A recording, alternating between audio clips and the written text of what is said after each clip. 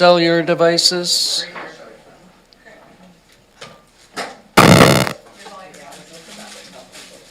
On your laptops, everybody good now?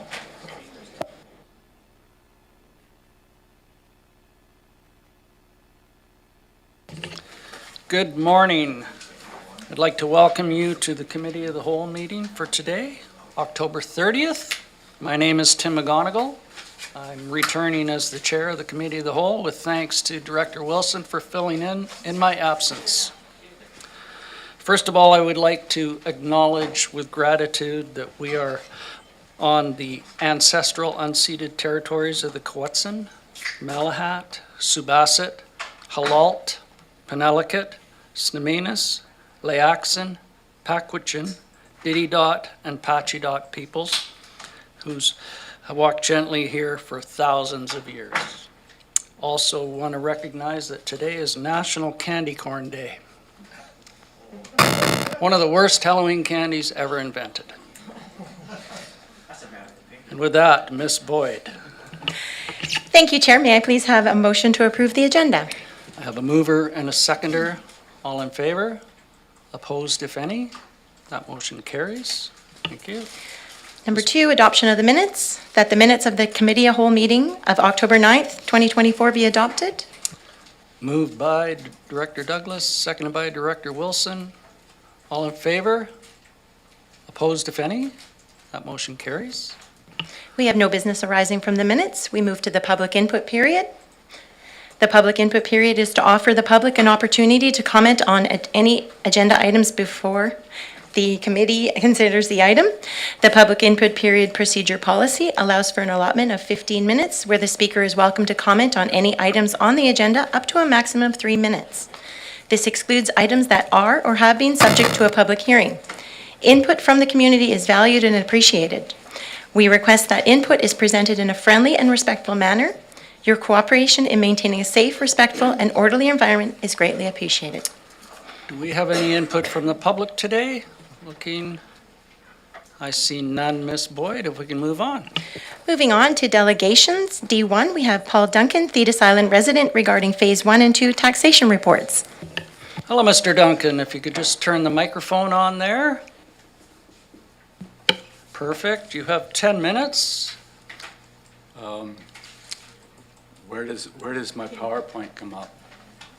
We will get the technology to catch up with us.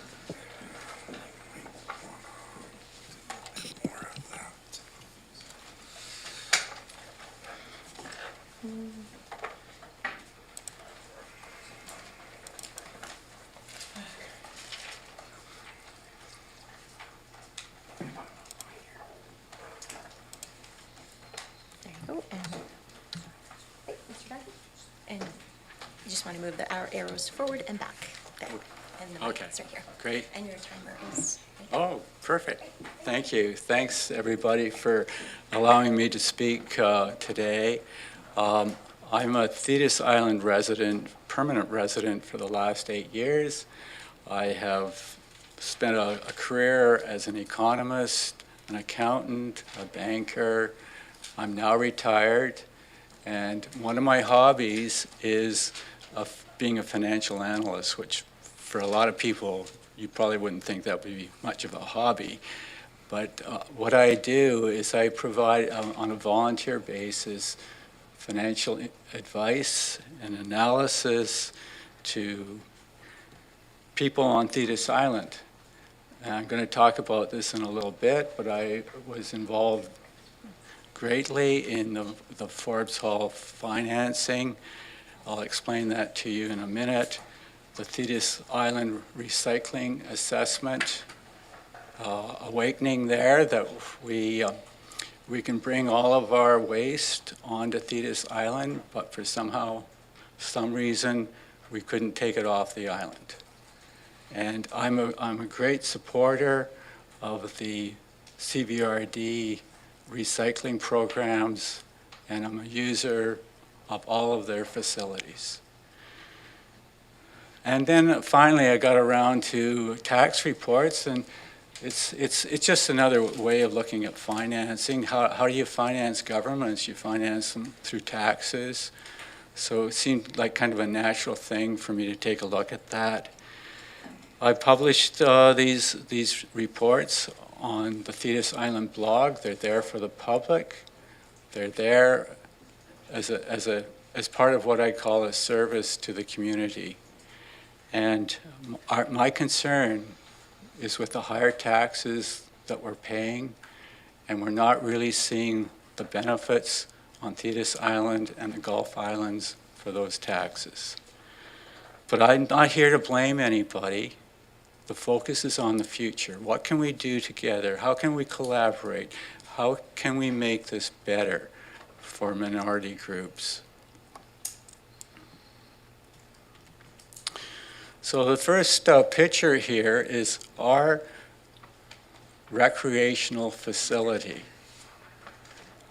called the Forbes Hall. And it was the Forbes Hall because the Forbes family donated the land many years ago. And it's kind of grown, and it's changed, and the community raised $2 million to complete this project. There was minimal grants that went into it, like maybe $25,000 on a $2 million project. It was built by local contractors.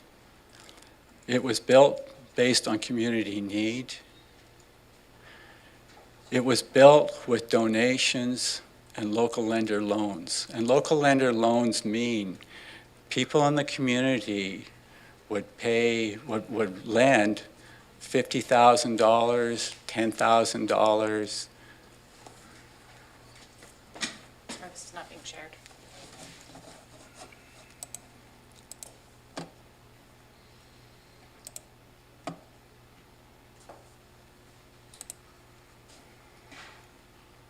Is he on there, Allison?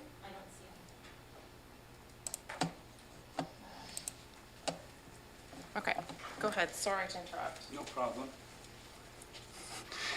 How do I get back to the power?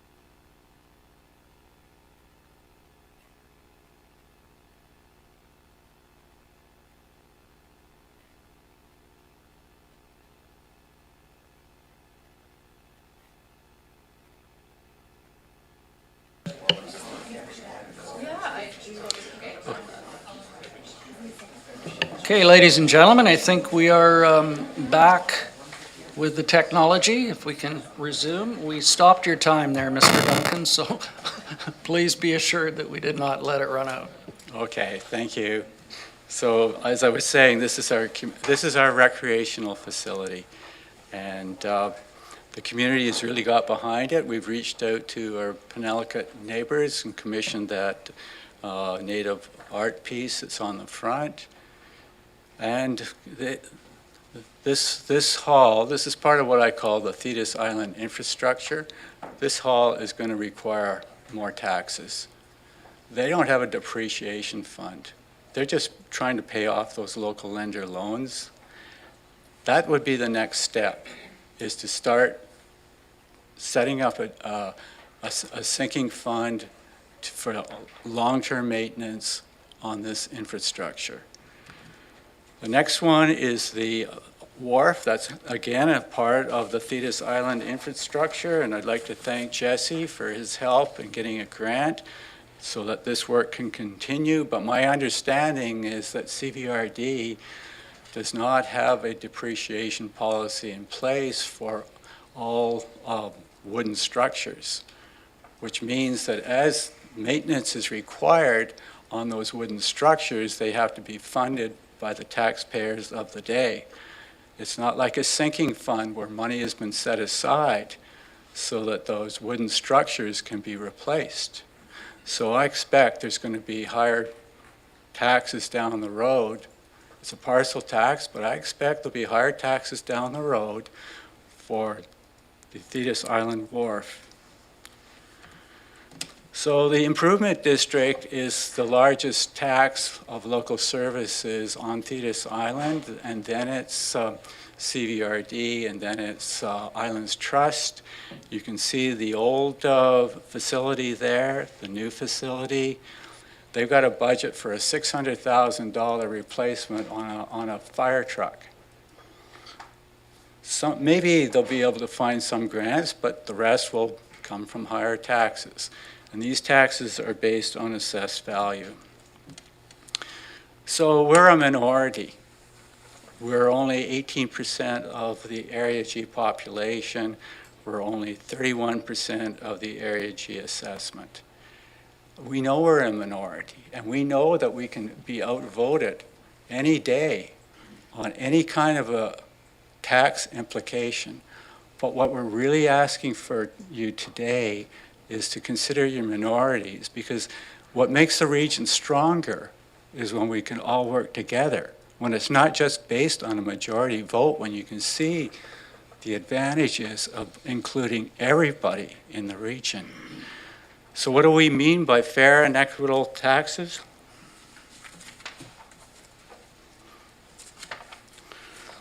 Well, here's a few definitions for you. The Peace River Regional District calls fair and equitable taxes jurisdictions choose to participate in regional district services when it is in their best interest to do so. The Institute of Governance defines it this way: there must be a close equivalence between benefits and cost of services. Pay for what you get. We don't feel like we're getting the same level of services as other parts of the regions. And it's simply because we don't have the opportunity. Today, I got in the ferry lineup at 6 a.m. to be on an 8 o'clock ferry to come here and hope the ferry didn't get canceled and I wouldn't be able to meet with you. That's the reality of life on the Gulf Islands. We have ferry service, we're lucky. But what about all those residents in Area G that don't have ferry service?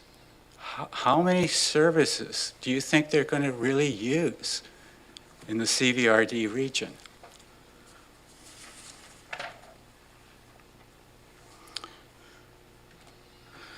We've got 3 levels of government. You've seen how small our population is. we've got CVRD, we've got Islands Trust, we've got Thetis Island Improvement District. And I don't know if you noticed, but on October 14th, Island Trust put out a media statement asking the provincial government to again look at their structure. If you read my report, you will see why they are asking for that. They are there to preserve and protect the Salish Sea.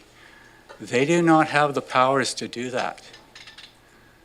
They are overburdened with representation. You can see how many people are around this table. We'll double it. Double it for Islands Trust and see how easy it would be to get decisions made. There's a reason why they've gone public during this provincial campaign, to try and get people's attention to a mandate that they can't fulfill, and yet we're taxed for it. The problem is, we're just too small. We cannot sustain this level of taxation.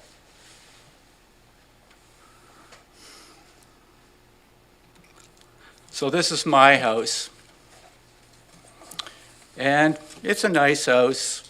We have 2 acres. We love living there. I'm going to show you my property tax increases in a second. But I talked to my neighbors, and one neighbor down the road has been keeping track of his taxes since 1998. So he's got a long tax history. Every year CVRD was level, spike. Over that period of time, his taxes have increased 227%. The inflation rate over that period of time is 58%. I have you just about out of time, Mr. Duncan. I'll look at my colleagues and see if we can extend. Moved, seconded, all in favor of an extension? That carries. Please carry on. Thank you.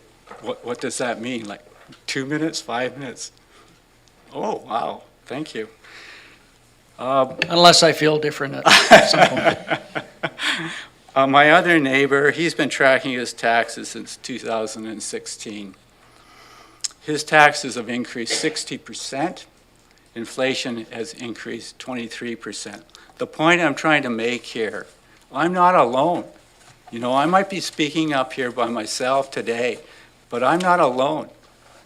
There's lots of people in the same situation as me. So here's what my taxes look like. Up 12% in 1 year, last year. I can live with that. It's more than inflation, but I can live with that. Over 2 years, it's up 49%. CVRD taxes are up 26%. Last year, 65%. I brought my tax files with me so you can look at the statements and you can check the arithmetic. 65%.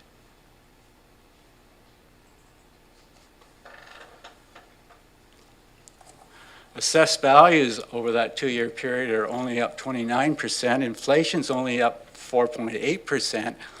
It doesn't come anywhere close to explaining that kind of a tax increase.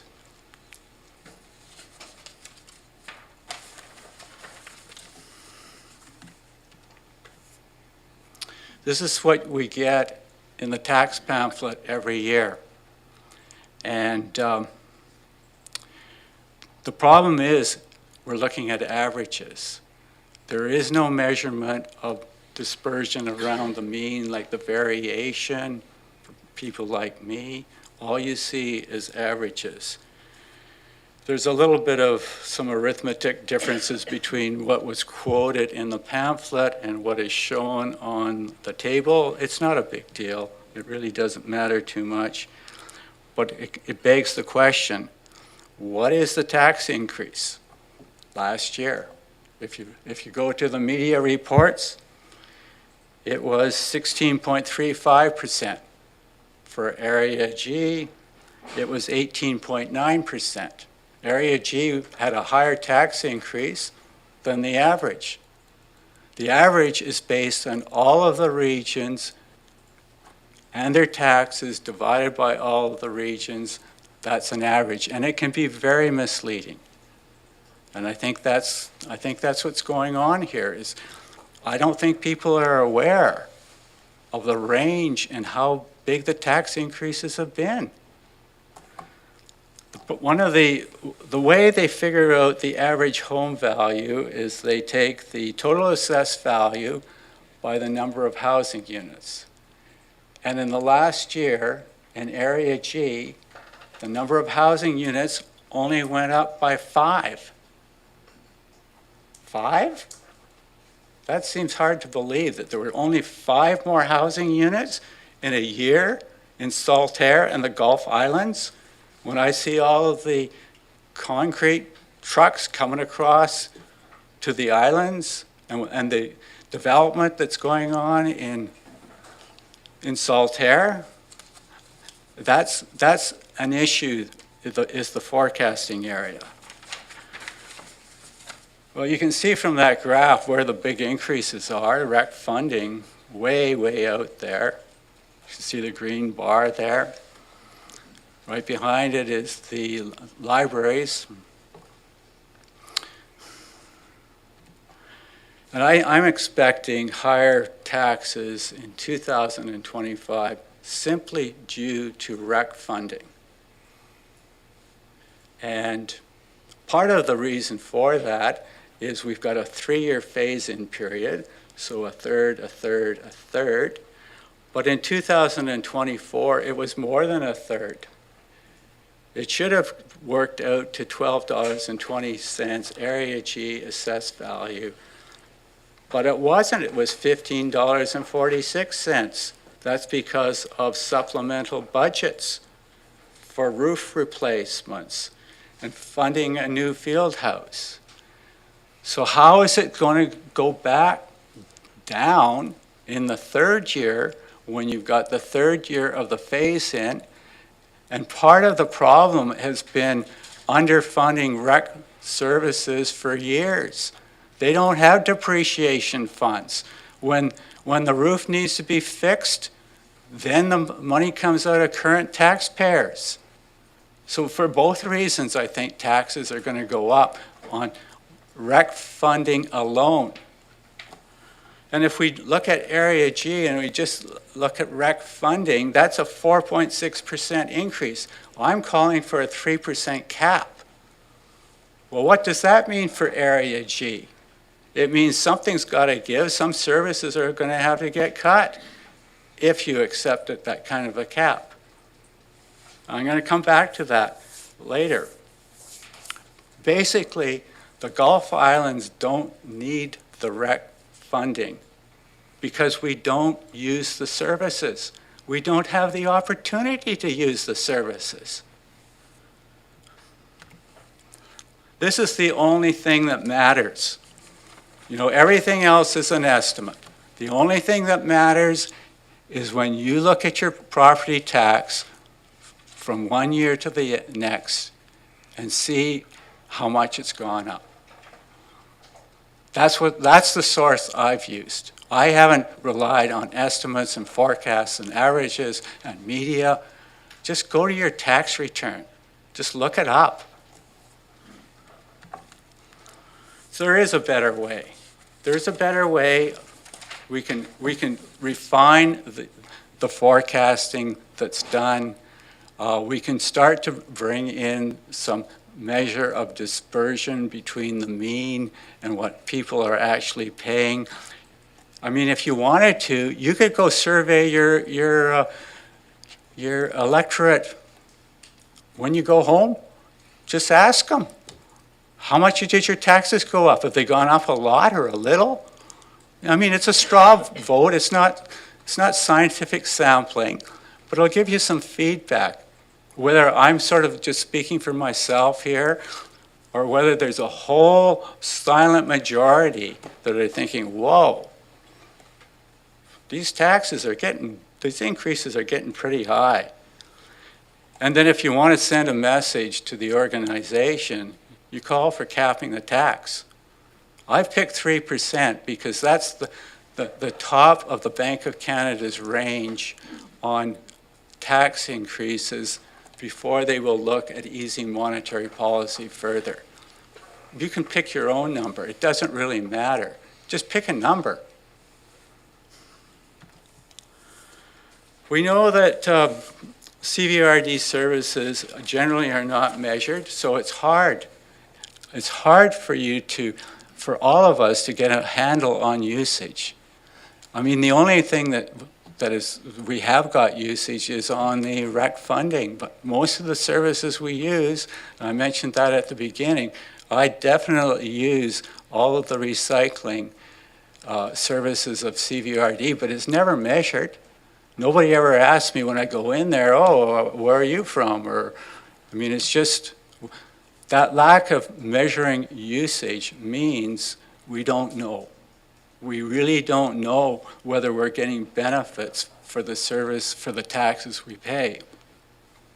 I just anecdotally don't believe that the Gulf Islands are getting the service benefits relative to the tax increases that they paid. That's just my opinion. You're down to a minute, Mr. Duncan. Thank you. There is a better way. We look at reducing CVRD services to the Gulf Islands, which should therefore reduce Gulf Island taxes. We establish a priority of CVRD services, mandated services that we should all pay for, like the regional hospital. Services that are flow-through, like the library, that is not your accountability. And then a hierarchy of services based on usage.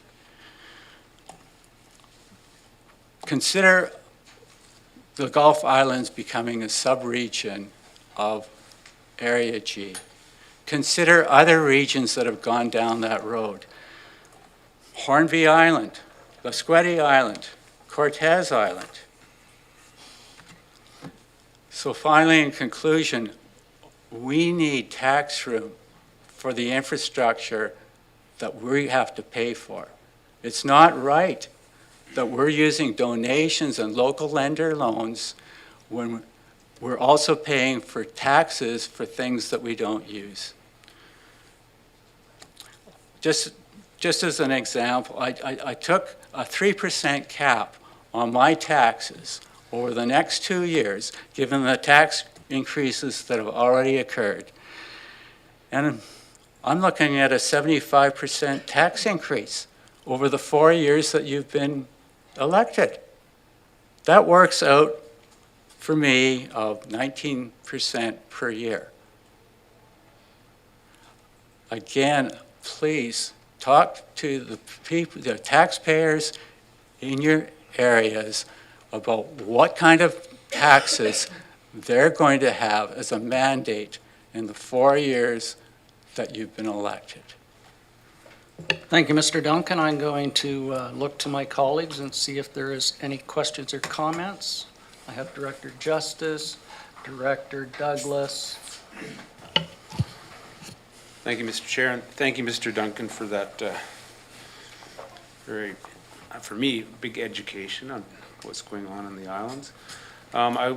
This is a question for staff. I mean, given sub-regional districts already operate according to Mr. Duncan, for example, the Hornby Island, I guess, which is in Comox Valley Regional District, and given the islands are already exempt from some services, is there a mechanism and a process for Thetis Island or other islands or the Gulf Islands to actually become a sub-region of Area G? Do we have a process or mechanism for that?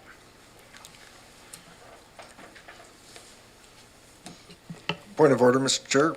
Yes. Generally, during our delegations, we don't go to staff. They're not generally, file open, ready to respond. It's usually questions for the delegate. Thank you. And And if there we'll could be take discussion those later. comments for discussion later. Director Justice, appreciate that input, though. Director Douglas? Yeah, thank you, Mr. Chair. Through you to Mr. Duncan, just want to thank you for the presentation. It's not often we get to hear from folks from Thetis Island here at the board. and appreciate your concerns about the challenges you're facing with the tax increases. We hear from, I think all of us hear from residents pretty much every day about challenges they're facing with the rising cost of living, and obviously property taxes have a big impact on that. Just to respond to some of your points in your presentation, in terms of having residents pay for the services that they actually use, I know we've struggled with that. For example, some of our regional recreation commissions, and it is part of as I'm sure you're well aware, part of a bigger philosophical debate about who really pays for these services, whether we should, as a society, all chip in, whether we're using the services or not, or move to more of a pure user pay system. And I think the challenge for me is, if we did, the more we move to that user pay system, it's going to make a lot of these services inaccessible to many members of our community who lack the financial means to access those services. But certainly take your point on that, and there obviously has to be a right balance. In terms of the regional recreational funding, I know you touched on that in your presentation, but that has been one of the big drivers for tax increases some residents are seeing in the last couple of years. The challenge with the regional rec is that there's really winners and losers as we've implemented that. Some areas are seeing a reduction in their taxes, others seeing a significant increase. And I know in my community of North Cowichan, it depends on whether in the north end or the south end, the impacts are felt very unevenly across the municipality. The challenge with that is we've been debating regional recreation funding at the CVRD for many, many years. And this new model we've moved to, although it's imperfect, it's a big improvement on what we used to have, and it's the result of 8 years of work here at the regional district, plus a referendum where it went out to residents. So I take your point about the challenges with that, with residents on Thetis perhaps not using it at the same frequency as others throughout the broader region, but it's again an imperfect model, but it's a big improvement on what we previously had. The other point is you mentioned surveying residents to get their thoughts on what are reasonable tax increases or tax burden. We do have a community satisfaction survey coming up, so I believe, and perhaps Mr. Chair, you correct me if I'm wrong, I believe it's Q4 of next year. We're going to be this year. So we're going to be undertaking it pretty soon, a survey of residents. There's going to be a whole range of questions, but I think our hope around the table is to get some feedback on how people feel about property taxes. I think most folks are going to want lower taxes, but at the same time, I've seen with a lot of these surveys that if the choice is lower taxes or a cut in services, most folks want to maintain their existing level of services. But hopefully through that survey, we can get a better insight into what the community actually wants, although that will be region-wide, so we're not necessarily going to get that breakdown of folks on Thetis Island. Again, I want to thank you for the thorough presentation. Am I allowed to respond to that at all? Or? Absolutely. I didn't hear a question, but you can certainly respond to Director Douglas if you wish. I guess my only thought would be when you're considering usage. Yes, when you're considering usage, think about the opportunity for the usage. And I know you're trying to govern a wide region, and the usage isn't going to be exactly the same everywhere. But the point I'm trying to make about the Gulf Islands is they don't have the same opportunity to use as other parts of the region do. And I'll just pick on myself, like Thetis Island has more of an opportunity to use because we have a ferry. If I'm living on Ruxton, am I really going to get in my boat and go over to Chemainus and go use a CVRD facility? Probably not. I think and then where I got that idea is I was listening to the presidential debates and Kamala Harris, and she made the point of saying it's about opportunity.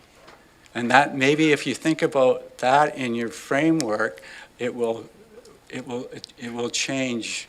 And I'm not saying that we don't have to share, because we are a region, but we do have different opportunities. Thank you. Moving on my speakers list, Director Ishdash. Thank you, Chair. Director Douglas touched on a bit of the things of my beliefs on Thank you. equity of pay, so I won't touch on that.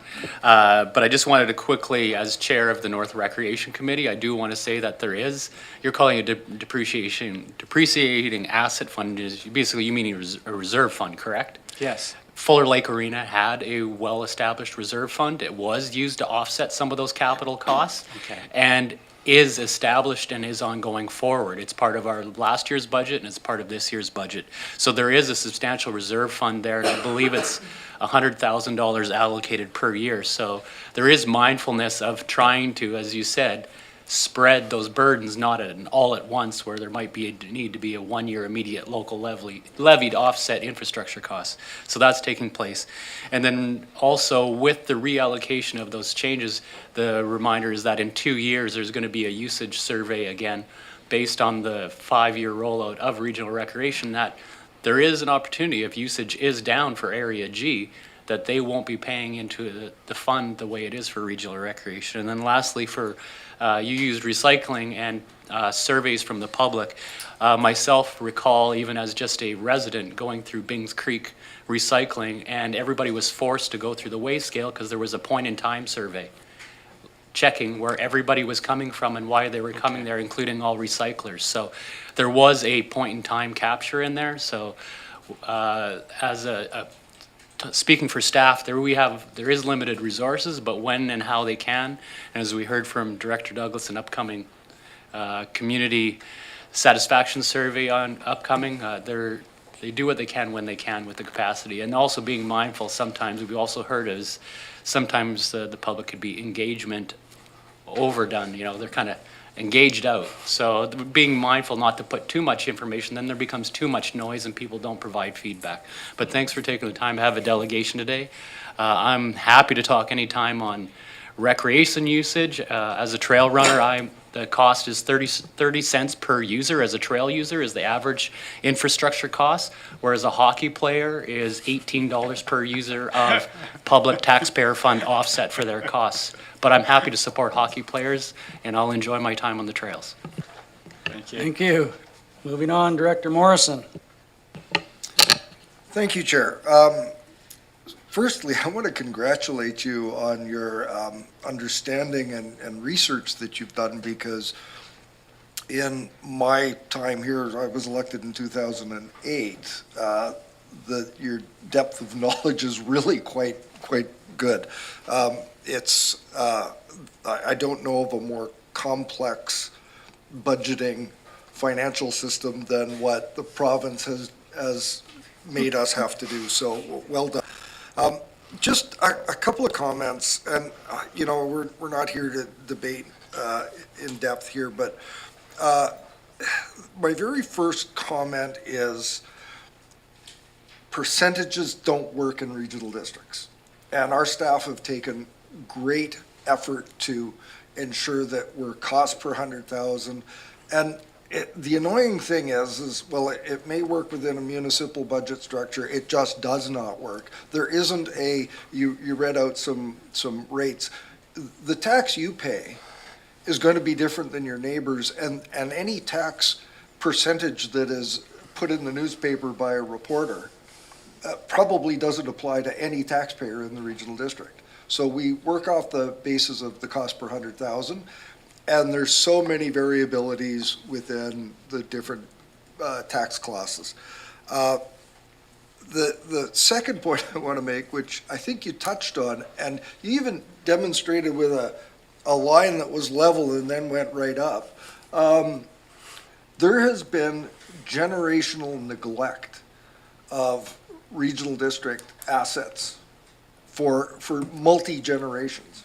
And when I first came here in 2008, the mantra was keep the cost down, no increase, it didn't matter whether it was utilities, services, it didn't matter.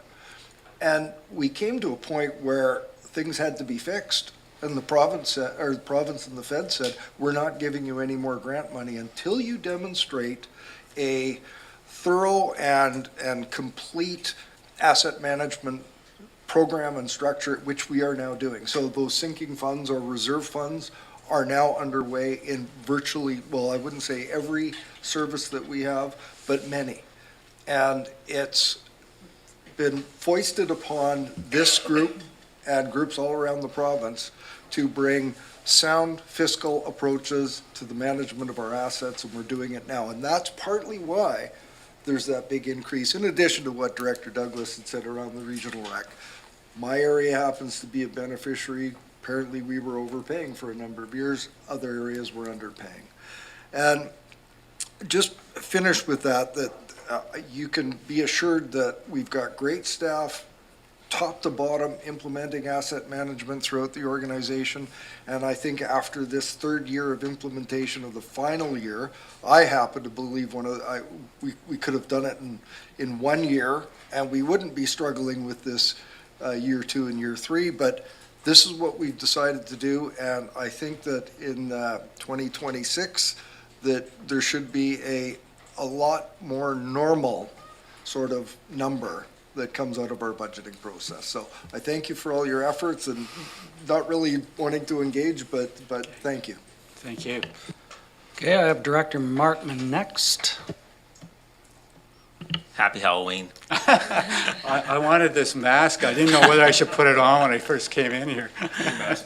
I have one here. Actually, I got this mask, it's not here now, but I got this mask many years ago. When I was young and I put it on, I looked like an old man, but now I put it on, I look like me. So time for a young man mask, maybe. Thanks for that, and I'm always interested in slogans like, and I thought you were cap the tax. Maybe we'll have to try to use that this year on budget time, because it's something that, trying to wrestle with every year as we go through budgets. One just observation is on the property taxes that you quoted there and the percentage increases that are going up. Do you have any comparison, or actually probably a question, because this is similar to what I hear from residents in my area. Do you feel that this is just specific to Thetis Island, or do you think that this is pretty generic? I think it's generic to the Gulf Islands. I think that if you start to get into benchmarking,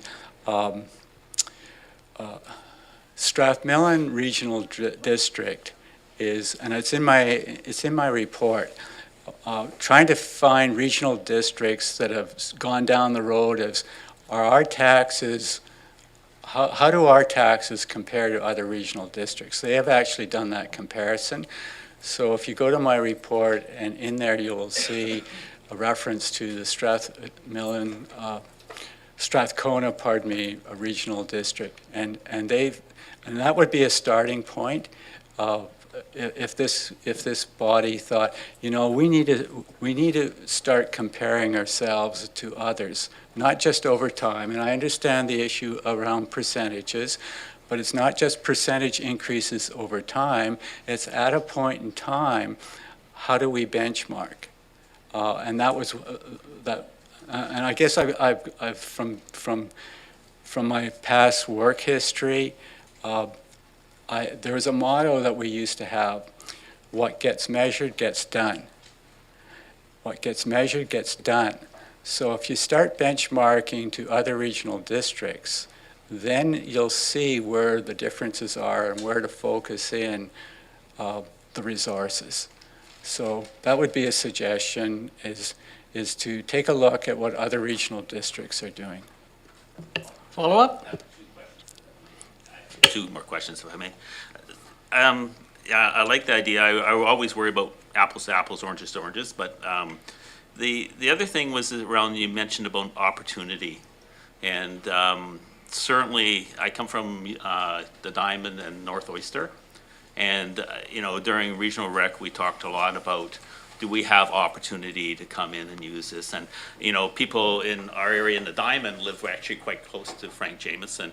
Yet other people live far enough away that they actually don't even go to Ladysmith. They all go north to Nanaimo and take advantage of the free service by going north. And I think the thing that struck me about during our conversation with regional recreation was that opportunity exists in places that you actually aren't aware of. And so I'm curious for you, do you have any high school students, any elementary school students that come off island? Yeah, And we- do they use facilities? Yeah, we do. Do they skate? Do they swim? Do they? Yes, we do. And I toyed around with the idea of doing a sampling on Thetis Island of usage of CVRD, and because of time, I didn't go down that road. But yes, to be fair, school kids do use libraries and do use the recreational facilities. And my last one actually was around, I always wanted to live on an island. Oh, okay, I'll put a smaller island. And so, but one of the reasons is the attractiveness of that island, for reasons of culture, community. And so I'm curious about what parts of living on an island for you, that you'd want to give up. Would you, because it costs to bring services to an island. So would you want to give up, like, does recycling come to your island? Does garbage come to your island? Does connectivity come to your island? Because that can't be as easy to do in terms of expenses as it would be to bring into an area that's not on an island. Well, TELUS just brought fiber optics onto the island, so they have their own formula on how they spread those costs out. People on the island, they like fiber optics. Everybody was behind that. There's other services like emergency measures, fire hall. We're willing to pay for that. They want that service, and they're willing to pay for it. It's the Thetis Island Improvement District, the fire hall and emergency services is based on assessed value. Of the three that I mentioned, it's the highest, and people are willing to pay for that. It's the other taxes where they don't see any usage.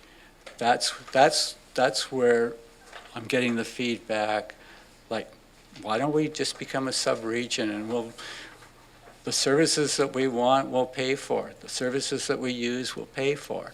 But everything else, it goes back to that idea of equity and fairness that I talked about. Like, what's equitable? Sure, we have to share as a region, but if you never use the service or you never have the opportunity to use the service, where's the long-term equity and fairness in that? Thank you very much. So moving forward, we're delving into some budgetary discussions, which probably should not occur at this point. We do have a presentation later on. If you have a general question or comment, I have Director McClinton and Director Nicholson. I will cut you off if you get into budget stuff. Thank you, Chair. And thank you, Paul. I know we've had lots of conversations, and it's great that you were able to make it over here and speak on behalf of the residents of Thetis. Just a couple things I wanted to point out, maybe off a little bit with the numbers on the population. Last census, there was 3,900, about 4,000 people in Area G, and there's about 350 people living full-time on Thetis, so a little less than 10%. You know, I guess the comment is that a lot of, I think, of the issues that you're pointing to are regional issues, and there's lots of local remote communities all throughout the CVRD. You know, we go from the Malahat to the airport, all the clear across to the west coast. So there's lots of remote communities that are, you know, have similar challenges and can be a slippery slope. Just a couple other things that I wanted to point out. You know, there is a mechanism for Thetis to be excluded from services, and they are for some of them. So, and in a way, there is a mechanism for sub-regional. And lastly, just a comment about the TELUS. That the CVRD staff worked on that at length for many, many years to help bring that over to Thetis. So there's been a lot of effort put into that. So, you know, I actually got into this before I had a question, but I just, you know, if there was sort of one thing that you wanted the directors here to know on behalf of the residents of Thetis, is there anything, one thing that you would highlight? Cap the tax. Yeah. I mean, that's gonna cause things to turn around. That's going to That's going to change things dramatically. Just cap it. The last thing I'll say Okay? is I just want to point out that it's typically a battle between Area H and Area G, that we are the lowest tax jurisdiction in the CVRD. So I think, just as some of the colleagues are hearing your comments, to keep that in mind. Thank you. And last, to close, Director Nicholson, please.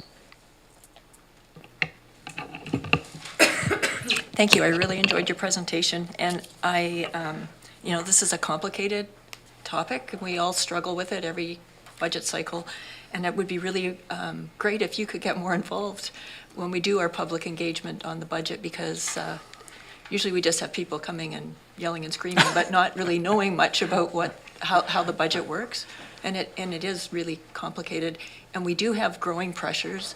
I'm really concerned about what we're going to have to face as far as climate change goes as a region. And so if we don't start putting money aside, asset management is huge. Director Morrison pointed out that we didn't do a good job before in the past, but we're trying to catch up. So it's a catch-up process. And yeah, we're trying. Well, yeah, thank you. Thanks for those comments, and I'm available any way I can be of service or help. There's my email. I'll be glad to. As I said at the beginning, this is not about blame. This is about collaborating and trying to find solutions. Excellent. Mr. Duncan, I wish you well on your return ferry trip. Hopefully the weather holds for you. Hopefully it's on time. Absolutely, as we are not. But I've been sitting way too long. I have to get up at least for 5 minutes, and I apologize.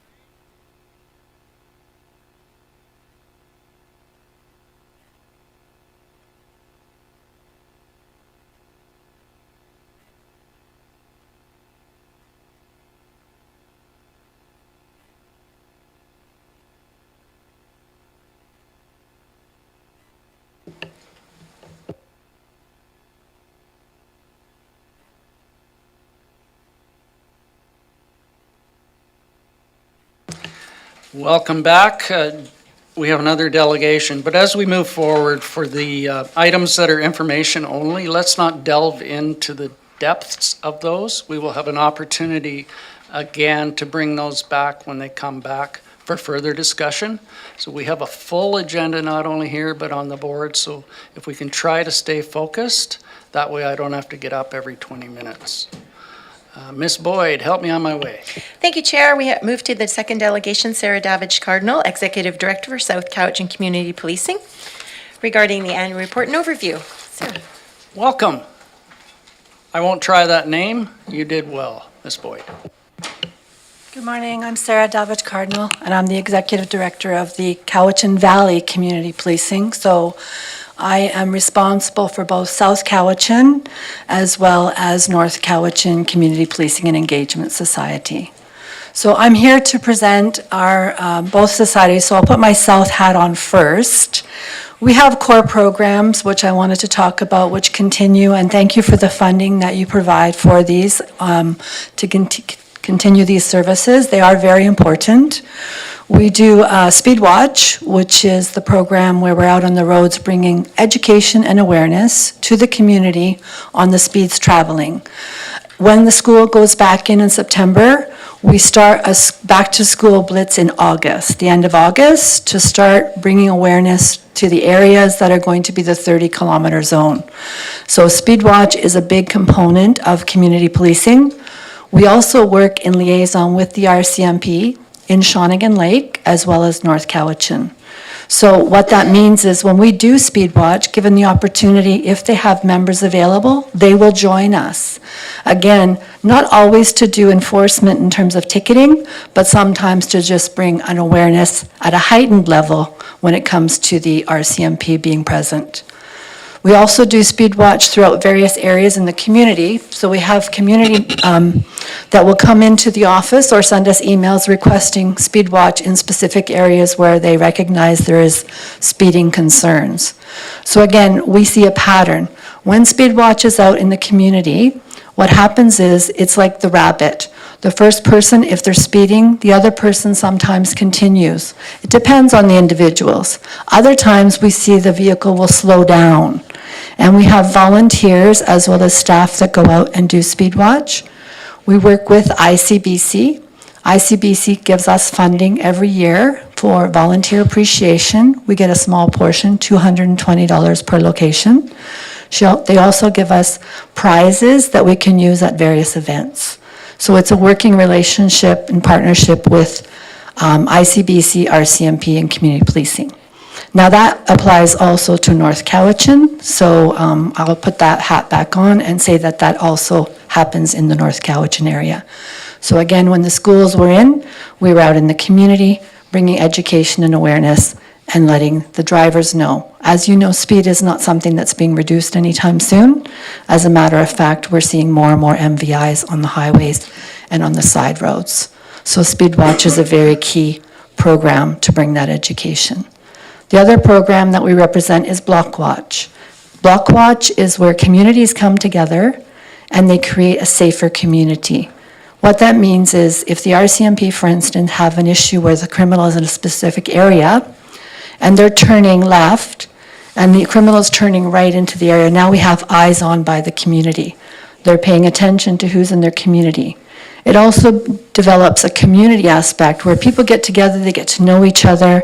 So you might have an elderly person. You might have somebody that during an emergency preparedness situation, now you have a community that supports community. So that is what Block Watch is about. The other part is that we bring education through what's called a fan out. So we'll send out constant information to the Block Watches on, let's say for instance, a criminal in an area and they're trying to find out what, and then we have information of make and model, vehicle, that kind of thing. They may be hiding and they may come out of hiding. The Block Watch people can provide that information. And we actually have made arrests. Even last year at Christmas time, we had a porch monkey thief that was stealing, that's what they call them, porch thieves. They steal Christmas gifts off of people's porches. And in Maple Bay, that was happening. Block Watch called in and they actually were able to make an arrest based on that. So it is a really key program. The other program that we have, another core program, is Free Friendly Phones. The Free Friendly Phones program provides support 7 days a week. Every morning, we call the seniors in the community that live alone. They may be widowed. They may be living alone. They may have a family that's gone away for a period of time and they want their parent to be called every day just to make sure that they're safe. So our Friendly Phone program provides that. We do that both, again, it started in the south and we've now incorporated it into the north as well. During times of COVID, Friendly Phone was a very key program for a lot of people living alone in isolation. We then worked with Rotary and we did grocery delivery. We had the VIU practicum students that were part of it that would drop off toothpaste and milk, of course, in a COVID-friendly way, but just to support the seniors. And a lot of them said that we were their lifeline. Sometimes our volunteers were on the phone for up to an hour just to be available to talk to them. Now, the seniors program with Friendly Phones, of course, it peaks and valleys depending on, we're dealing with the aging out and those who actually pass on. So we have some that are 82 years old, we have some that are 92 years old, and we have some that are now deceased. So we have a constant movement in the Friendly Phone program. We also do things like seniors frauds and safety. So when we're on the phone with the seniors, we can find out if there's people that are taking advantage of them because we're inside their home technically through the phone. So we can find out if there's fraudulent situations and we have been able to help some seniors in those types of situations. So the other programs that we do is frauds and scams education to seniors, and we do actual presentations like to Chemainus Seniors Activity Center, to the various activity centers in Duncan and South Cowichan, to Arbutus Ridge, to the WYSAG community. So we have that program as well. And again, we talk about things like relationship fraud, which has been a targeted one where there's been like $850,000 for one senior in Alberta that was taken advantage of thinking they were investing in Elon Musk bonds and stocks. So there's a lot of criminal activity that goes on, so we help to provide that education. Now, what we do also is we work as rail traffic control people. What does that mean? We get calls that come into the office. They may not be RCMP. They may not be community policing. They might be bylaws. They might be CVRD. They might be fire safety. So when we get the first call, we help to field those calls to the right location. So that's why I say that we operate like a rail traffic control person, helping the calls get to the right destination. The other things that we do is we work with the youth in the community. In South Cowichan right now, we have issues with some of the areas in the community where we're working with youth and just trying to meet with the community. Lots of information comes in through Facebook and other social media, and we respond to that. We don't react, we respond, and we look at solutions, and we look at how can we support. We don't have all the answers, so that's where we work with the community. Road safety is another one.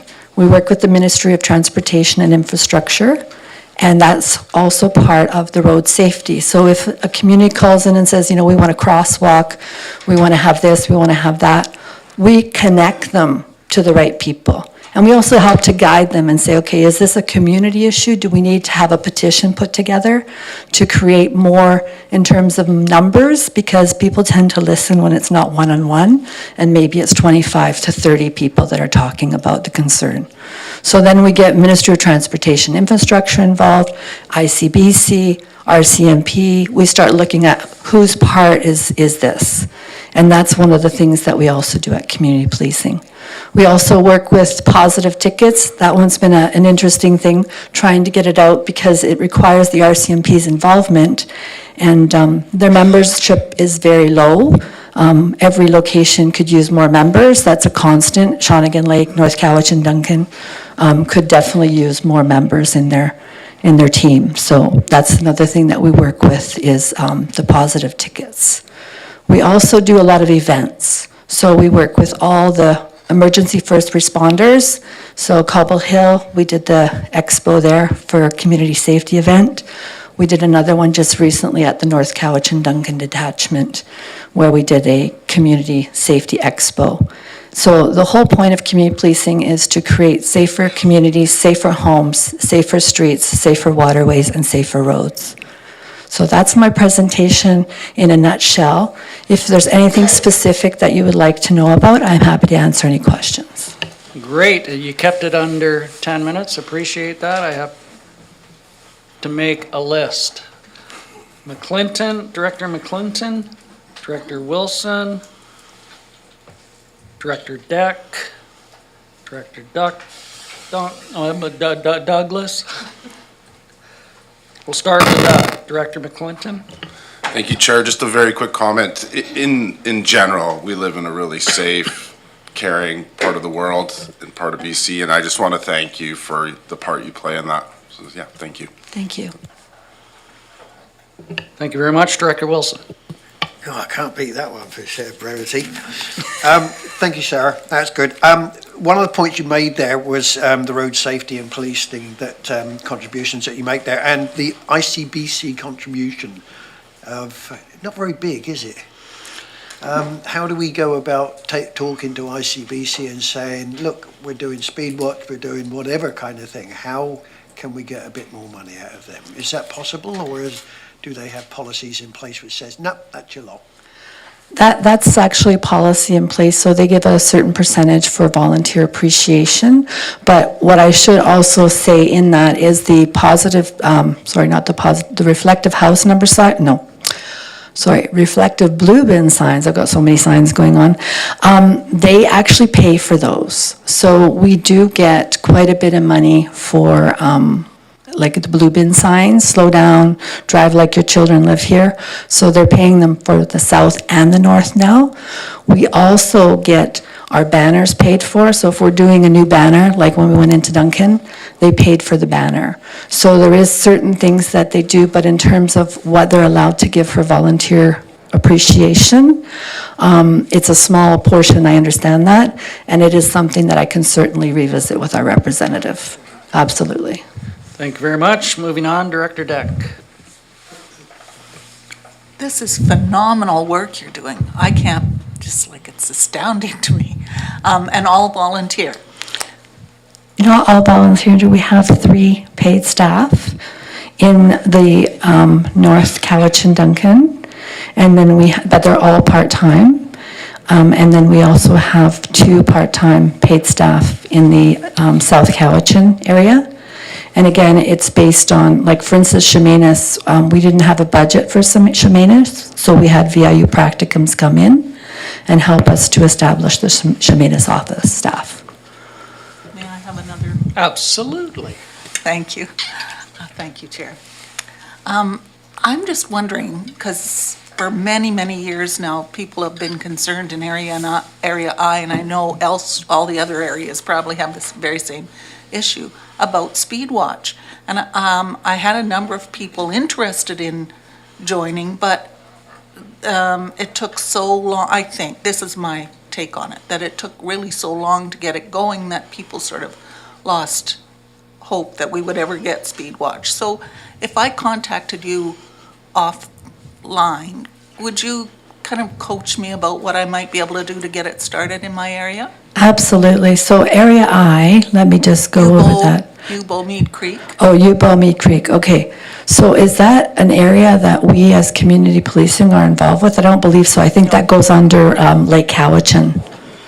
So I think that's probably why we haven't been in contact, and I don't know if they have a community policing out there. We're trying to get it going. Well, I'd be happy to help educate someone if that does happen. And we also, it is a cookie cut program. So what I mean by that is, like, the core programs that we have, they're accessible to the public, and I'm happy to educate the person that takes over that role. Thank you. Yeah, Thank absolutely. you very much. Thank you very much. I have Director Douglas and then Director Staples. Thank you, Mr. Chair. Through you to Ms. Davidge Cardinal. A question with regards to the speed watch. We do get a lot of complaints throughout the community about speeding, especially a lot of the rural areas. In terms of responding to those residents on potential actions, can we just encourage them to reach out to you directly in terms of setting up a speed watch in their neighborhoods? Absolutely. I'm working with Clay Ritzma from engineering. So we have a spreadsheet that we're working together on, and he'll send it out to me, and then I'll let him know the areas that we've been out to do the speed watch. The other thing that we do have, which I forgot to mention, which is part of speed watch, is we have a Black Cat. A Black Cat is a device that actually can record and monitor speeds, times of days, and location, which helps us and the RCMP to know the areas to actually go to do speed watch as well as enforcement. And that's another thing that we're actually working on. So if we have a specific area that comes in from Clay Ritzma, then we'll actually put speed watch out there, or the Black Cat, to determine, a lot of times, and this is the reality, it's perceived speeds. It's not necessarily speeding. There is areas where there is chronic speeders, but a lot of times it's perceived speeds. It's the sound of the vehicle, it's the length of the roadway, could be 2 lanes, everything's kind of squeezed in, and people assume. But we found in many cases of some of the areas that they've mentioned, there isn't that much speeding. There's the one-offs, and there's the ones that are chronic, but it's not a continual pattern. And so that's the other thing that we can determine with the Black Cat. Just a quick follow-up. Follow-up, Director Douglas. Yeah, the areas that we've heard from recently are, and I'm sure you're well aware of these ones, Osborne Bay Road, we get Yes. a lot of complaints, Adelaide Street also in Yes. Crofton. And then Balmackinnon Road, north of the hospital. I think some of the concern is, people maybe don't necessarily live in the area, working on a construction site, aren't That's used to the speeds there. Mm-hmm. And we've actually been out to all of those areas with Speedwatch, and there is the construction site issue in any area we will find, like Maple Bay, for instance. When there is construction being completed, the speed rate tends to increase. So I'll just say that. Thank you. Okay, Director Staples, then Director Abbott, and Director Nicholson. Thank you. Great to hear about the speed programs and how well they're all going. And I'm curious about, I noticed on your website that the last update for neighborhood watches was in 2021. And so I'm just curious about that, of numbers of new new block watches. I'm curious to see how that part of all of this is growing. And also, one of the things when you were reforming was around business watches. And I haven't heard any mention of those, so. Thank you for bringing that, Michelle. And yes, Business Watch is active in the community, and we have it currently in North Cowichan. And we have gone out to every single business throughout Duncan, North Cowichan, Chemainus, Cowichan Bay to give them the opportunity to sign up. And we have actually got 300 so far businesses signed up on Business Watch. We send out fan outs. We also have Business Watch metal signs in the office that we've told them there's available. We actually worked with the Duncan Business Improvement Association recently and told them about these signs and said that we have them available, which has a call 911 on it, and as well as the North Cowichan Duncan Police Detachment number for non-emergency calls. So we do have that happening, and we have increased the block watch. We have 3 new block watches, and 2 of them are in Maple Bay and 1 is in Cow Bay. So we do have them coming in. Again, it's based on every time someone comes into the office and they talk about safety in their community and concerns, we ask them, do you have a block watch? Are you interested in starting a block watch? And we posted up on social media information about block watch, and that we have these block watches available on Instagram. We post it on Facebook. We post it on the website, and also word of mouth. And we bring the information with us to all the events that we attend in the communities. Follow up? So, just to follow up, you mentioned you have 300 in North Cowichan, so you have none in Duncan, is that correct?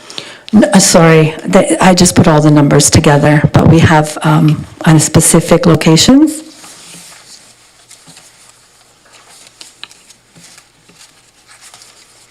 Perhaps we could follow up Yeah, you offline can with that follow up with list. me on that, that's fine. Perfect. Yeah, absolutely. Provide that to Director Staples, that would. We have 13 in Duncan. Okay, does that conclude? Yeah, I guess that we have a lot of businesses in Duncan, so. No, sorry, it's like I'm an talking ab- extremely low number. Sorry, I'm talking about block watch. Okay, I'm talking about Business Watch, so, Okay. yeah. I would have to separate that out and get back to you with the information. Thank you. Great, thank you very much. Director Abbott, please. Thank you, Chair. Thank you, Sarah. I've had an opportunity to volunteer. I'm a new volunteer for the North Cowichan Community Policing. A specific question, what are you asking of the board? It's a great presentation of what you do, but do you have a specific request? Well, but every year, I always come back to the same thing. I believe that there's value in community policing. I believe that the community appreciates community policing, and a lot of times there may be community members that are not comfortable going firstly directly to the RCMP, so we bridge that gap. So again, it's the continued service. I recognize and realize that budgets are tight, so I never ask for, an exuberant amount of money. Reality is, Chemainus office was opened with North Cowichan funding from what was originally just for Duncan, North Cowichan, Cowichan Bay. We opened an office with no budget. And so I always look back and say, we may need to have an increase based on the fact that we have an additional office. Keeping in mind that we just put in an application for 2 New Horizons grants for seniors, which will help with our seniors programs, and that's for $25,000. And we have been successful in 2019 in actually being awarded that for the South. So they have asked us to reapply, which we continue to do. There's also other grants they're always looking at, because we realize the taxpayers don't want to have their taxes increase too much.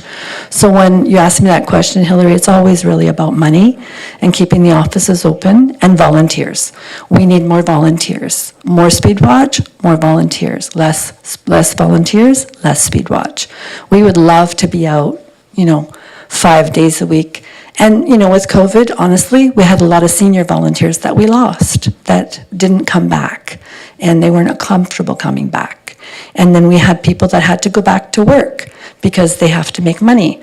to survive. So what we do is we look for volunteers all the time. So if you have a pocket of volunteers that are wanting to volunteer for the right reasons, and I think that that's really key for me, is that you want to give back to your community and you want to make a difference in the community where you live.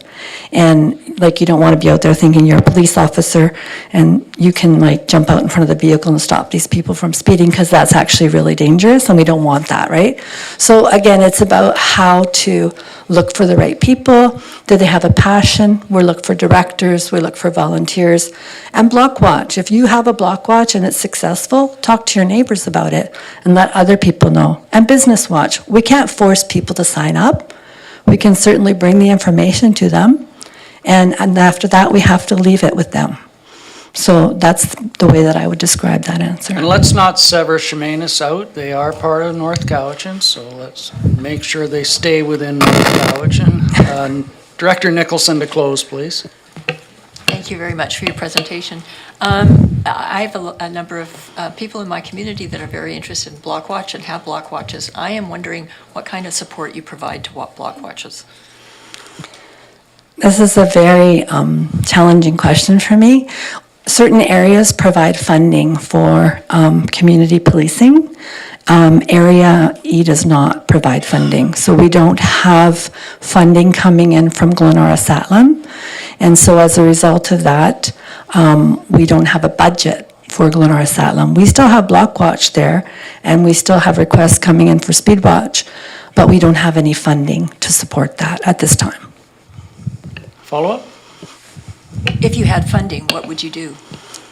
If we had funding, then we could allocate staff to organize and get the Block Watches and spend time in the Block Watch community in terms of setting up more Block Watches, as well as attending Block Watch meetings for Block Watches that are already established.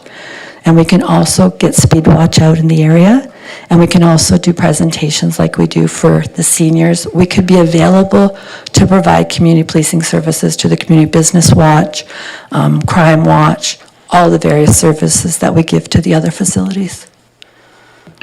Very good. Thank you very much for this entertaining discussion. Directors, thanks for your questions. Thank you very much. Once again, thank you very much.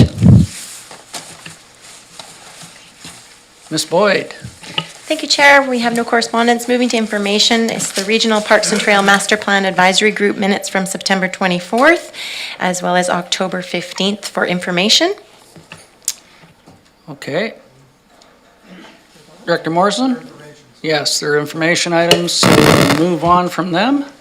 Ms. Boyd. Thank you, Chair. R1, report from the Recycling and Waste Management Division regarding Bing's modernization project update. And I believe we have a couple of consultants with us today. Swainley? If they stuck around.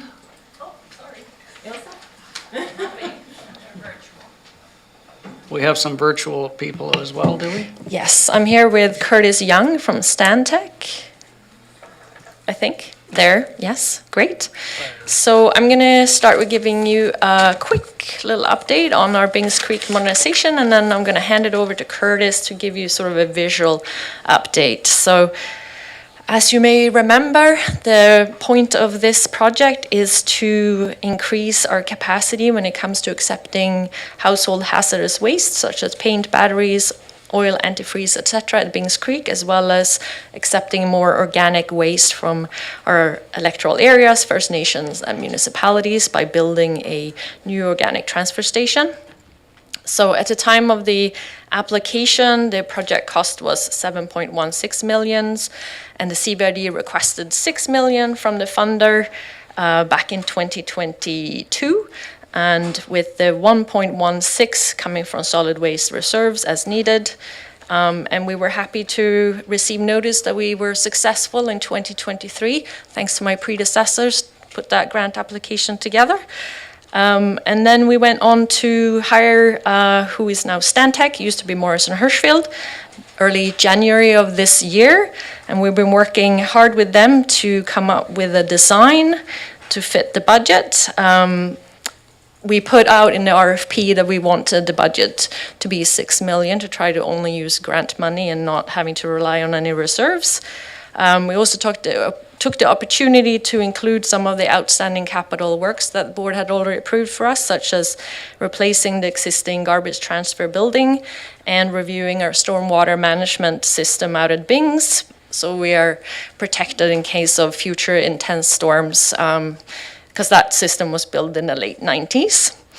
So before I hand it over to Curtis, as I mentioned, I just want to brief you on some challenges and opportunities that we've had to date. So some of the challenges we had is water capacity, potentially. So we use a lot of water for operational needs, and currently we get all of our water from a well.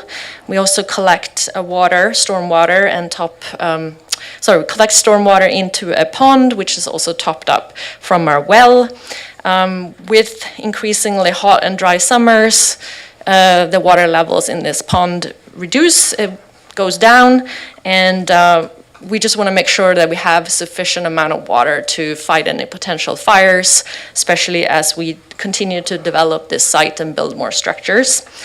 As you are aware, it's very important to maintain our assets, and we need water in order to do that.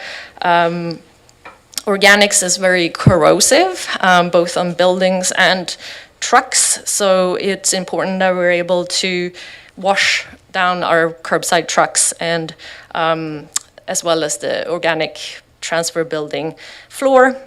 So our dream would be to establish a circular system where we continue to reuse wash water over and over again and using stormwater, but as a stopgap measure, we have identified sort of a lower cost need of building just a very rudimentary system with a catch basin, a hose system. So yeah, very, very basic to meet that.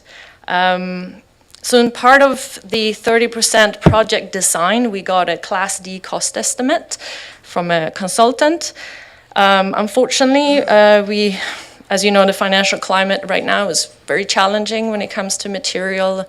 And this cost estimate, again, it is high level, but it indicated that we will be having to draw on the CVRD's operating reserves, as mentioned in the grant application. In addition, we are currently short about $81,000, but again, the true cost won't be known until we have a final design. So we're currently working to realize some cost savings in the design. With that said, though, the structure we're building is very rudimentary. It's just concrete and steel and nothing too fancy.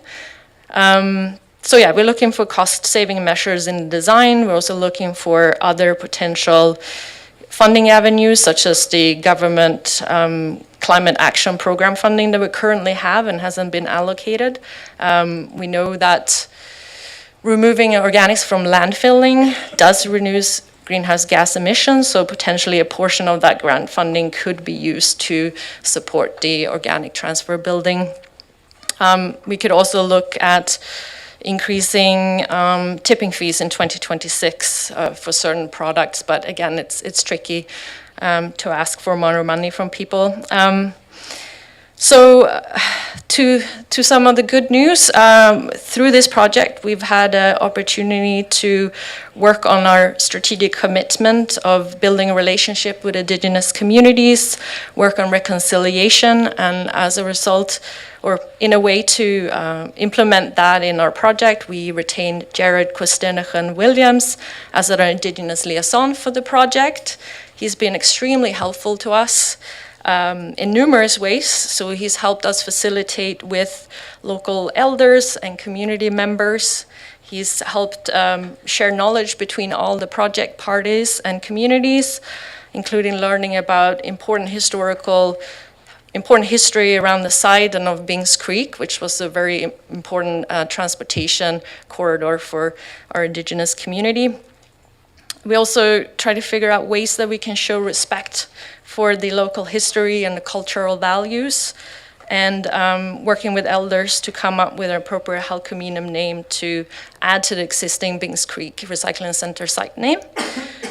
So some of the outcomes, so working via Quistenichen with language keepers Florence James and Arvid Lushim Charlie. They came up with a name, and I'm going to try to say it, Sawat-Selsun. And if you want to get the proper pronunciation, it's a sound clip on our website, and I'm happy to direct you to it. So what it means is a place where you leave things for reuse. So that's been really great to be able to add that, and you might have seen it on Highway 18 and Drinkwater Road that we have added that.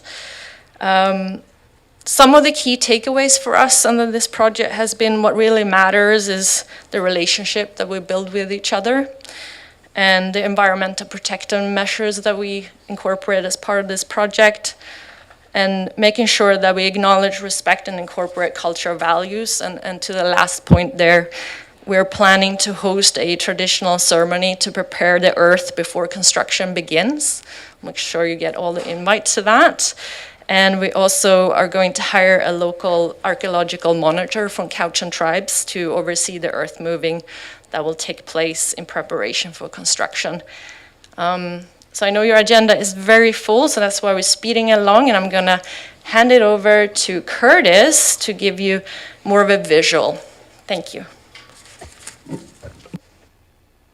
Thank you, Ilsa. I am sharing my screen. Let me know if you can't hear or see it. Otherwise, I will assume you can, and I will just keep going. Okay, good. I see Ilsa's head nodding. Great. First of all, thank you for the opportunity to speak.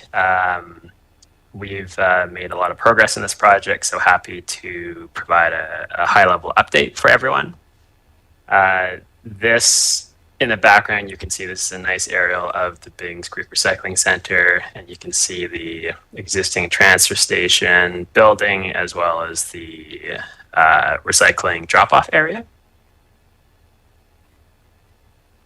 Quick background on this project. Ilsa gave a great high-level overview. What we are focused on for our scope is there's a few big pieces. One is a new transfer building to accept organic waste, which is projected to increase significantly once the new curbside collection program comes online. The photo on the right there shows what is currently being used to receive organics.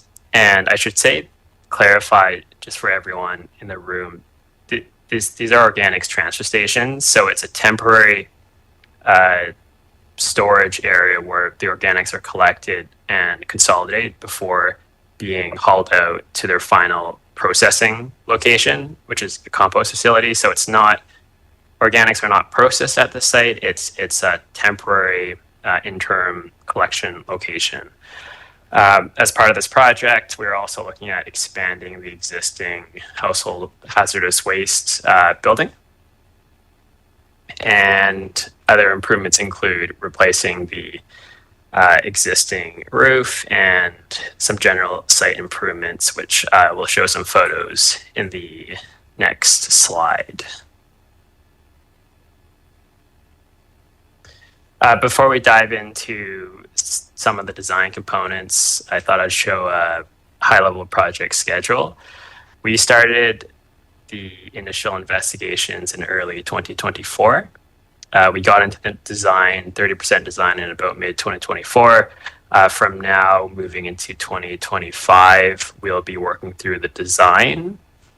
And at this point, we're planning for construction to start in 2026. There's a lot of work needed between now and then. However, this is the plan at this point.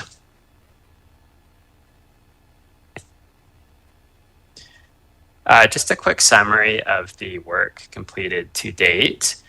As Ilsa mentioned, we have gone through a few design stages, including conceptual 30%, and we just reached the 50% stage. Another important milestone for us is that we submitted the development permit application to the municipality of North Cowichan 2 weeks ago. And as part of that, a number of studies were required. I won't mention these all. One significant piece was a drainage study. And so that reviewed the overall site drainage and the effects of the development on the on how the effects that the development would have on the overall stormwater on the site. Other work that we've done includes geotechnical investigation to support the design, a Class D cost estimate, and as Ilse mentioned, we've been working with an Indigenous liaison as part of the design process to incorporate feedback and just hear what is important to our Indigenous stakeholders. The photo on the right there is a photo front view of the existing transfer building that currently receives garbage and recyclables that is consolidated and then transferred out of that building. Now, the next 2 slides, I'll be going into a bit more detail of what we're looking at for the new organics transfer building. It will be approximately 34 by 34 meter pre-engineered steel structure with a tipping floor of about 900 square meters, which is about 10,000 square feet, just to again give you a sense of how big this building is.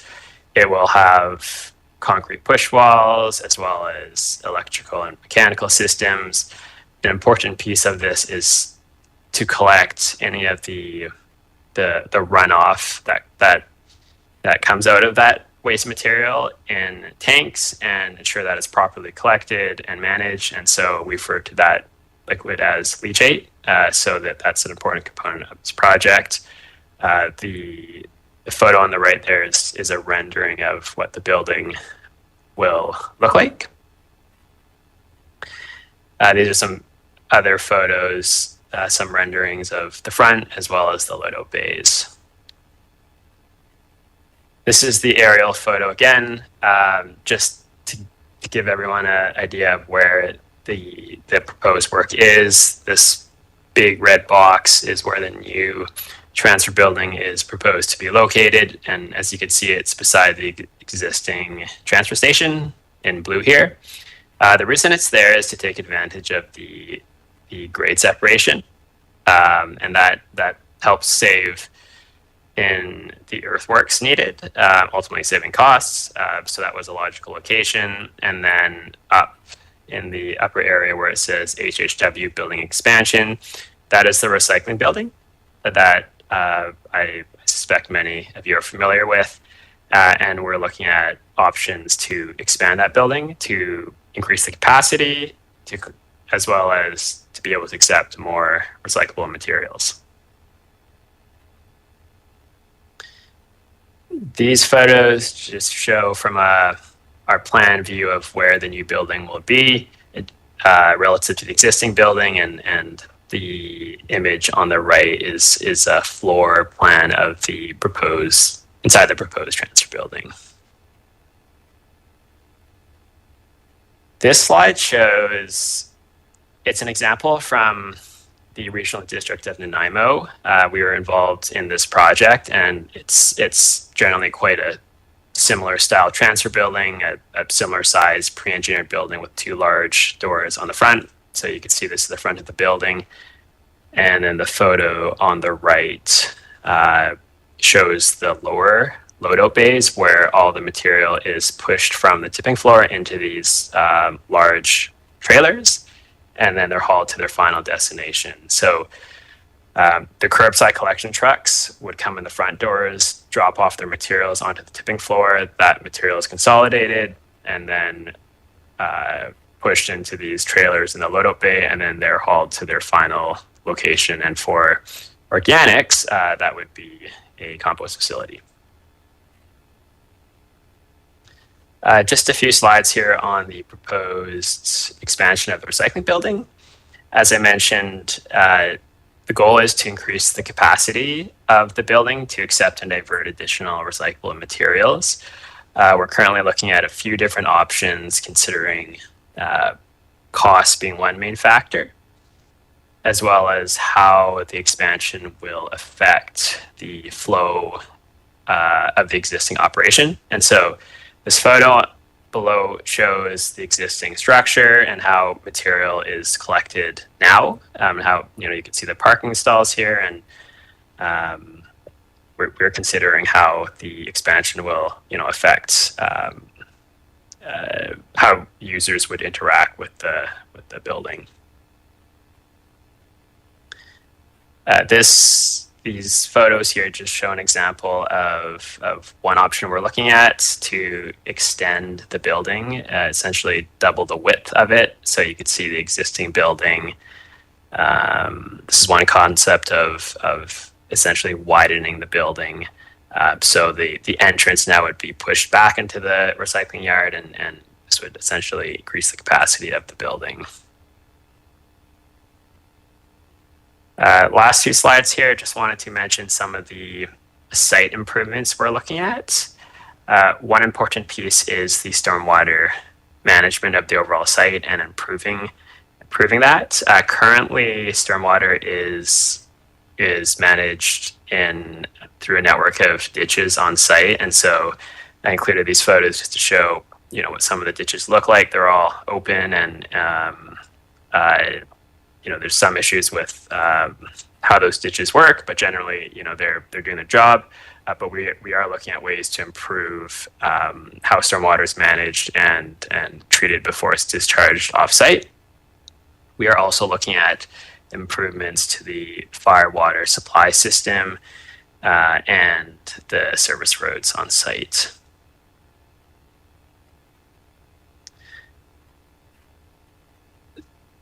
Some design considerations that were unexpected design considerations that we've encountered as we've gone through the design process. We're now looking at the on-site water capacity that Ilse mentioned. The site is serviced through a groundwater well, and so there's no municipal water service to the site. What that means is the site's reliant on this well and a pond for the domestic as well as firewater suppression needs for the site. And so with this development, the water demands will increase, and we need to ensure that the current system can provide adequate firewater for the new buildings. So that's one piece we're looking at. The other piece we're looking at is leachate storage and treatment. There's also no municipal sanitary service provided to the site, which means that all the leachate and the runoff that is collected inside these buildings is collected in a tank, and then it is routinely pumped out of that tank into a haul truck and then hauled off site. And so we're looking at options to reuse that water, as well as just to properly manage it, collect it, and then potentially reuse it on site if possible. Next steps, we will be continuing with the design, updating the cost estimates, as well as submitting a building permit application. So that's the next step in the permitting process of this project. And then, of course, construction, which is planned for 2026. And that's all for me. I think I'll leave it at that. I'm not sure how much time we have for questions, Ilse, but if there are any, happy to answer them. Thanks for your time. Great, thank you very much, Mr. Jung. I have a speakers list of Director Morrison, Director Isbash, Director Wilson, Director Abbott, and then I'll look around after that. Thank you, Chair. Great report, fascinating project. I've got a few questions, so you may have to go to a round two here. Firstly, this is I hate to say it, but it's a kind of an ugly industrial site, and it's served its purpose. I appreciate the work that's being done here. I'll just reference the transit station that was built in the Coxsila Industrial Park and the considerations for Busy Place Creek and some of the work that was done there. My question is, you've got you've got water courses, you've got leachate, which I'd have to assume that the leachate would have to be treated differently than stormwater. I would assume that the leachate may actually have nutrient value in it, and I'm sure everybody's discussing that, but my principal question is there a view to redeveloping this site so that it is a model of what transfer stations should be in this day and age with, environmental concern and design as a principal priority for this? Can we make this an industrial site that doesn't look like an industrial site? Can we do as much on-site reuse of leachate, stormwater, to address a lot of the concerns that you have? I know it's a sort of a 40,000-foot question, but if we don't discuss it now, we're going to end up with an industrial-looking site when we're finished. Thank you, Director Morrison. Yeah, we're very much aligned. Like, that is our wish as well, to be a site of the future and be really circular and sustainable. The challenge with this particular project, as you saw in the staff report, is the costs are coming in high, and the amount of money we have available to us is limited. That doesn't mean that it ends here. We can always continue. Like, we know that we have many other future needs, looking at other grant opportunities to make this site more sustainable and more resilient to climate change, for example. I've spoke to some of you about heat being a concern on this site, from a WorkSafe BC perspective, having to close it when it gets too hot. There's also other opportunities, again, like collecting and having a circular system and for the leachate and stormwater, and also looking like, how do we help other partners? Like, how do we help our municipalities that also collect this waste? So yeah, we're having those conversations for sure. We did talk to the First Nation, our Indigenous liaison, and our First Nations community too. It's like, in the design, like, how can we incorporate some beautiful design to make this a beautiful looking facility? And again, it came down to cost is again a big issue, but they said loud and clear to me, it's not about the stuff, it's about the relationships. So we're gonna try to do as much as we can with the money available to us. And there will always be opportunities in the future to continue this work. It definitely doesn't end here. I'll yield to my colleagues. You can come back to me for round two. Thank you. And just to be cognizant, this is for information, so if we can just keep our comments and questions to the point, please. Moving on to Director Ishtash. To the levity of my North Cowichan colleagues, I'll use our word that we joke about at North Cowichan. I'll keep it succinct. So, quick question, and perfect coming after Director Morrison, was that the Peerless site, you don't think that you're looking into a waste transfer site. As a Chemainus resident, I use that as equally as much as I use Bings Creek, and it is, again, mindful of costs and how much more affordable it would have been that time. The Peerless site is amazing. It's fully landscaped. It's natural cedar timbers and wood beams and plantings and natural vegetation and ecologically sound water runoff management that's in a natural way, as we call rain gardens and such through there. So that was a great segue, because my question was for the recycling center, Bings Creek, the open air, like the wood side would be expensive, but the open air design at the Peerless one seems to be a much superior design. And I'm just curious if you were looking into what's working at Peerless and how it's going to affect investment in drink water. And then, just because you brought it up, I just want clarity on what triggers heat-related closures, because that wasn't in the report, and you just said that you have to close the facility due to heat. Now, is that spontaneous ignition concern, or is that staffing concerns? Thank you for that question. So yeah, we're definitely taking lessons learned both from Mead and Peerless in terms of what was done well, what could have been done better.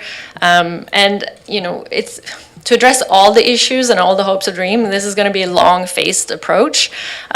We're doing what we can with landscaping. We're asking how we can beautify it, because our staff also wants to feel pride working there, and we know the communities often comment how beautiful Peerless is, so it matters. As a side note, so yeah, heat is a WorkSafe BC concern, and it's a regulatory concern. So it's a combination of humidity and temperature, and then when you hit a certain threshold, you have to protect your workers, so how much they can spend time outside. So, but that is for another conversation, I think, maybe. Thank you for that. Moving on, Director Wilson, be succinct. Succinct, yes, sir, I will be. Succinct. There's mentioned, thank you, Ilse. There was mention of Olga wash down of the organic trucks and all the rest of it, which you said, I think, contains caustic or corrosive elements.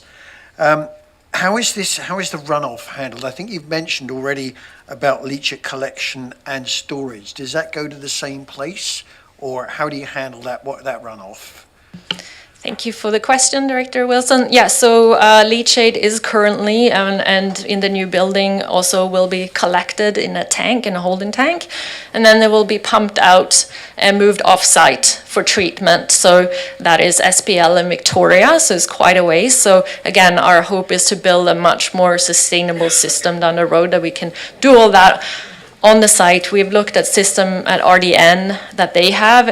It's not cheap, it's about $1 million, but yeah, just seeing like what funding opportunities may there be for us to come up with something more sustainable. Okay, yeah. And follow up, please.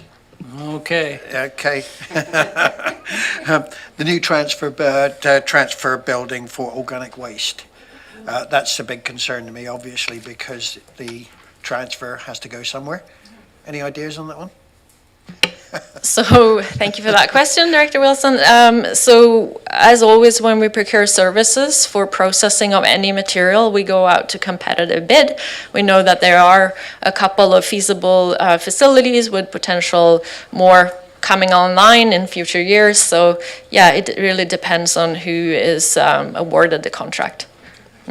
Good for you, Director Wilson. I have Director Abbott, Director Douglas, I have Director Stevens online, Director Callio, and Director Martman. Thank you, Chair.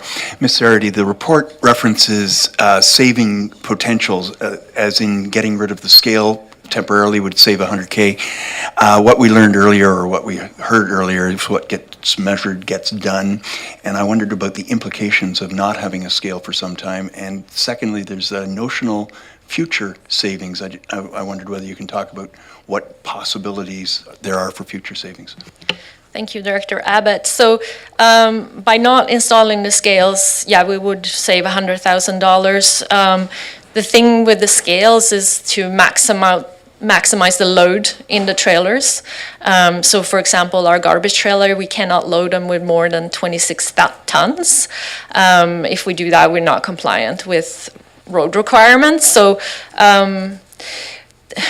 garbage has to travel a much further distance, so it's more important for that. So I think we can make do for a while. Our operators, as they get used to things too, they become pretty skilled at estimating loads, but we always have to check them before we leave the site. So it's an operational efficiency component, so hoping to install them later on.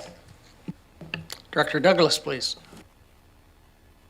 Yeah, Mr. Chair, recognizing we're getting a bit short of time here, just have one quick question with regards to the timelines. I believe the report indicates over 2025, we're going to hire the contractor, finish the design work, and then start construction in 2026. And I believe it was December 2026 is the anticipated completion date.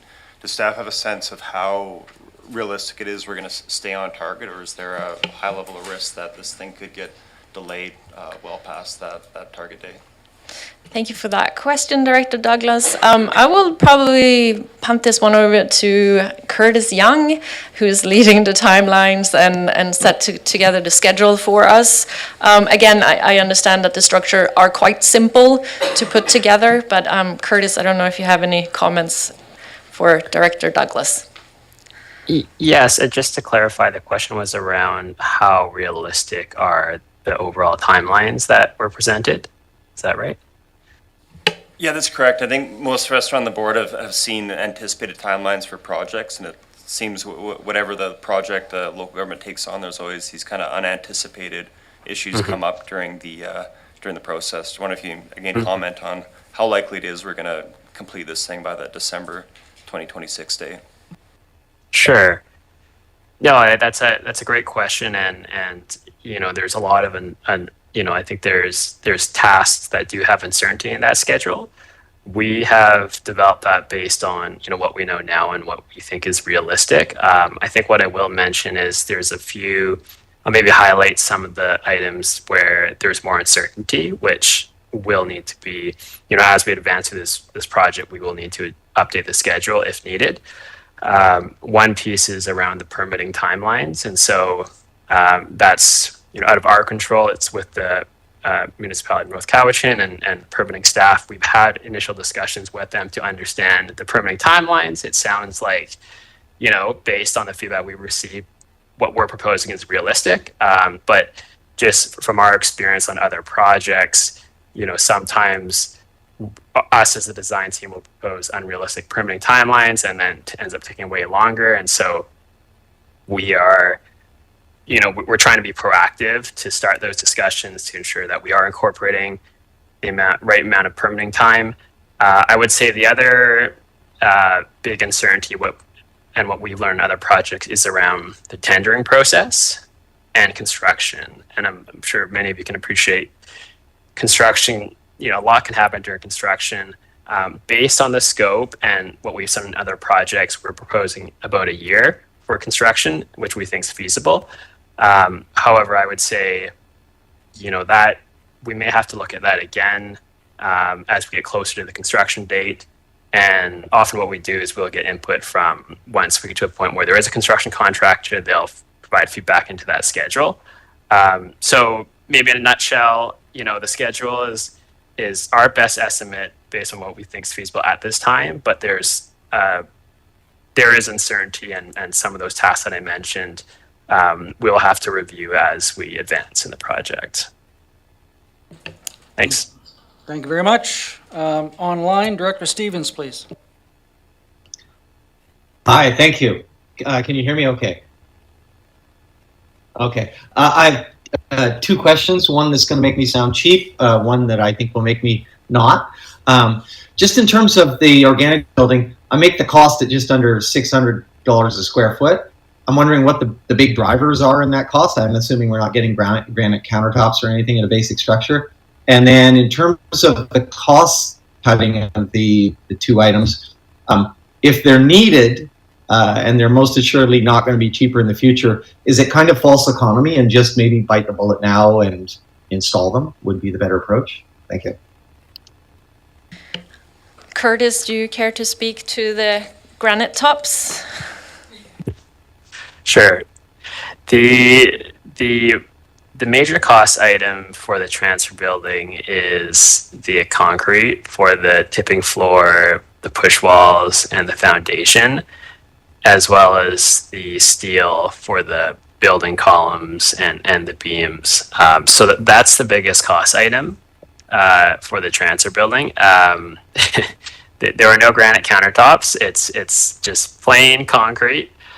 But that's the biggest cost driver. And then I believe the cost per square foot you mentioned, I'm not sure if it was including the overall project cost, but there are costs associated with the overall site development, like the earthworks and paving the site. Yeah, I think those are the two main cost drivers. It's the cost of concrete right now, earthworks, and steel, essentially, for the building. You had a second question, part, which was? Just in terms of the 200,000 and 100,000 in potential savings, if they need to be done, is it false economy not to do them right now because they're just going to be more in the future? It's an excellent question, and it's something we definitely have to think about. And when we come back to you to report on this further, as we progress with the design, we can have that discussion and see what the appetite is like. So thank you for asking that. Thank you. Director Callio, please. Thank you, Chair McGonigal. I will be succinct. I always try to be. I'm just wondering, there is obviously a plan in place for the operation of the facility while they're actually reconstructing or building these buildings there. And the other question I have is, without the scale, which seems to be an option, do you think you're going to have the efficiency realized in the weight of the product that you're taking down to the states? I have our operations manager, Mr. Stevens, here, who can speak to weight optimization way better than I can, so I'll just hand it over to him. Thank you, Director. So with the scales in the basement for the organics, it's really going to depend on where we're shipping these materials to. So if we're shipping them to Nanaimo, it's about an hour and 15 minutes north of our facility. For shipping them south, it's about 20, 25 minutes south of our facility here. So where the efficiencies come into play is depending on the volumes of material that we're shipping out. So every load, as Ilsa mentioned, we have to maximize that load. So what that may mean is we may load the trailer, take it up to the main scales to ship the material, realize we're a little bit short, bring the trailer back down and add some materials to the load, or make that decision at that time based on operational efficiencies, whether we should let the trailer go or top it up at that time. So I think over time, that's going to give us a pretty good indicator through key metrics on how much time we're spending moving the trailers around, bringing them back in, topping them up, taking materials off. That'll give us a good indication of what the cost impact of that is. But we do have fairly skilled operators that during a period of time when our scales were down in the basement, they were relatively fairly accurate, and they did a good job at keeping the weights up. So I think it's something it's cheaper to put the foundations and the footings in now for scales in the event that we do need them, because as we experienced, it was very costly putting the footings and foundations in after the fact. Thank you. Thank you. Director Martman. Thank you, Chair, and thanks very much. And my questions actually all revolve around odor and odor management, and maybe in some of the documents that you had, or reports you had to do. But I'm wondering, is there a plan for monitoring, mitigation? How do you stay a good neighbor? What prompted me with this was looking at the venting index for the Cowichan Valley the last couple of weeks, and there's no venting. Thank you for that question, Director Martman. And that's true, venting is definitely an issue in our valley. Because we're receiving material and moving it out fairly quickly, like there will be loads going every day, nothing is really sitting around. There are similar facilities operating in, like we do this already to a smaller scale. So we haven't had any concerns with odors as far as I'm aware. I'm not aware of any complaints. If anything, we've had concerns about our neighbors doing things on the neighboring properties. But Curtis, I don't know if you have any knowledge on Church Road Transfer Station, similar operations that you have worked on, because there have been many, I know. Yeah, thanks, Ilsa, and thanks for the question. With these transfer buildings, one of the way, I think the best ways that odors are managed is through operational practice. The fact that all the organics will be stored in a fully enclosed building is very significant. Not all transfer stations, the organics are fully enclosed, so that's one piece.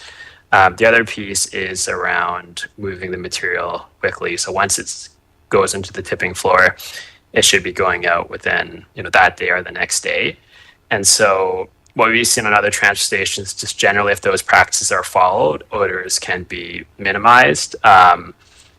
Sometimes there's a thinking that the odors will be like this is a compost facility, which it's not. It's, material is not sitting here for, 1 to 2 months like a compost facility. It's very kind of quick, dropped off in the building in a fully enclosed building and transferred out. So what we see is generally odors are not an issue at these buildings, assuming good operating practices follow. Director Morrison, I promised to come back to you, so I will. Thank you, Chair. Two things, wish it was three. The water supply issue, it seems like an iffy proposition if we're looking at well and ponds and climate change and all of that.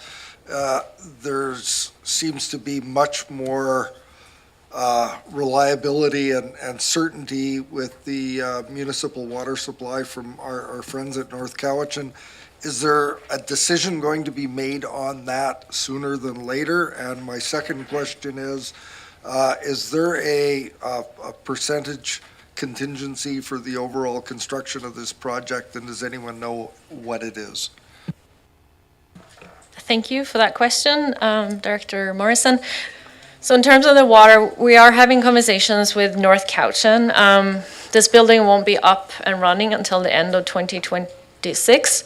So we do have a bit of time to figure things out. We are looking at other options too, like more stormwater collection systems. So there hasn't been any clarity or certainty around the timelines for connecting to municipal water, but it's something that we definitely want to do long term.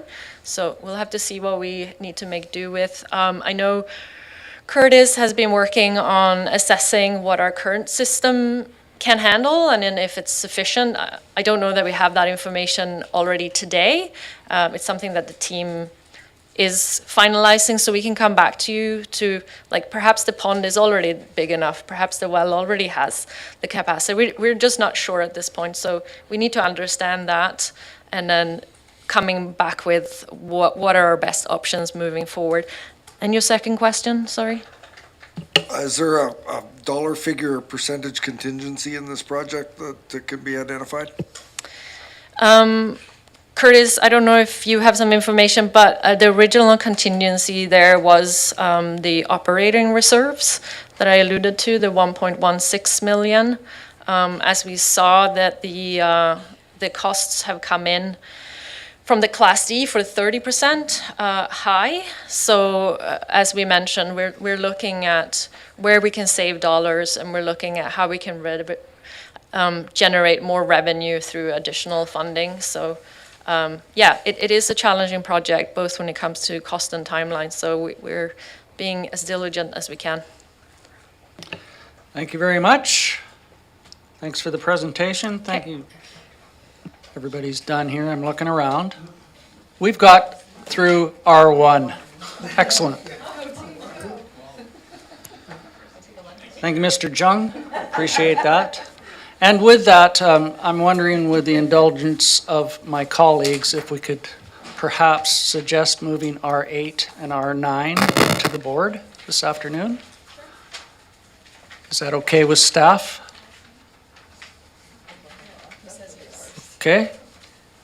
Okay, so I need a motion to that effect. Moved and seconded. All in favor? Opposed, if any? Ms. Boyd, get us to R2. R2, report from the Parks and Trails Division regarding First Nations and public engagement plan for the Regional Parks and Trails Master Plan update. Thanks for waiting.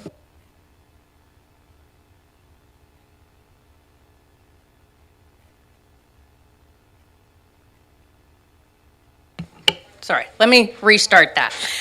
Megan Walker, Parks and Trails Planner, Project Manager for the Regional Parks and Trails Master Plan update. The report you have before you today is regarding the engagement plan for the project. I and other staff are here for any questions, but otherwise I'm going to turn it over to our consultant Steve Stolueta, and with RC Strategies, who have prepared the engagement plan. So if Ms. Boyd could bring up Steve. Okay. Well, and his presentation. Great. Good midday. Just wanted to confirm, is the presentation being loaded there? Like, do I need to share that? Hello, Mr. Stolueta. It's Allison Boyd. Could you please share it from your computer there? Sorry, I couldn't quite catch that there. Could you please share it from your computer? Okay. Thank you. Yeah, you bet. You bet. Sorry, just bear with me for 2 secs.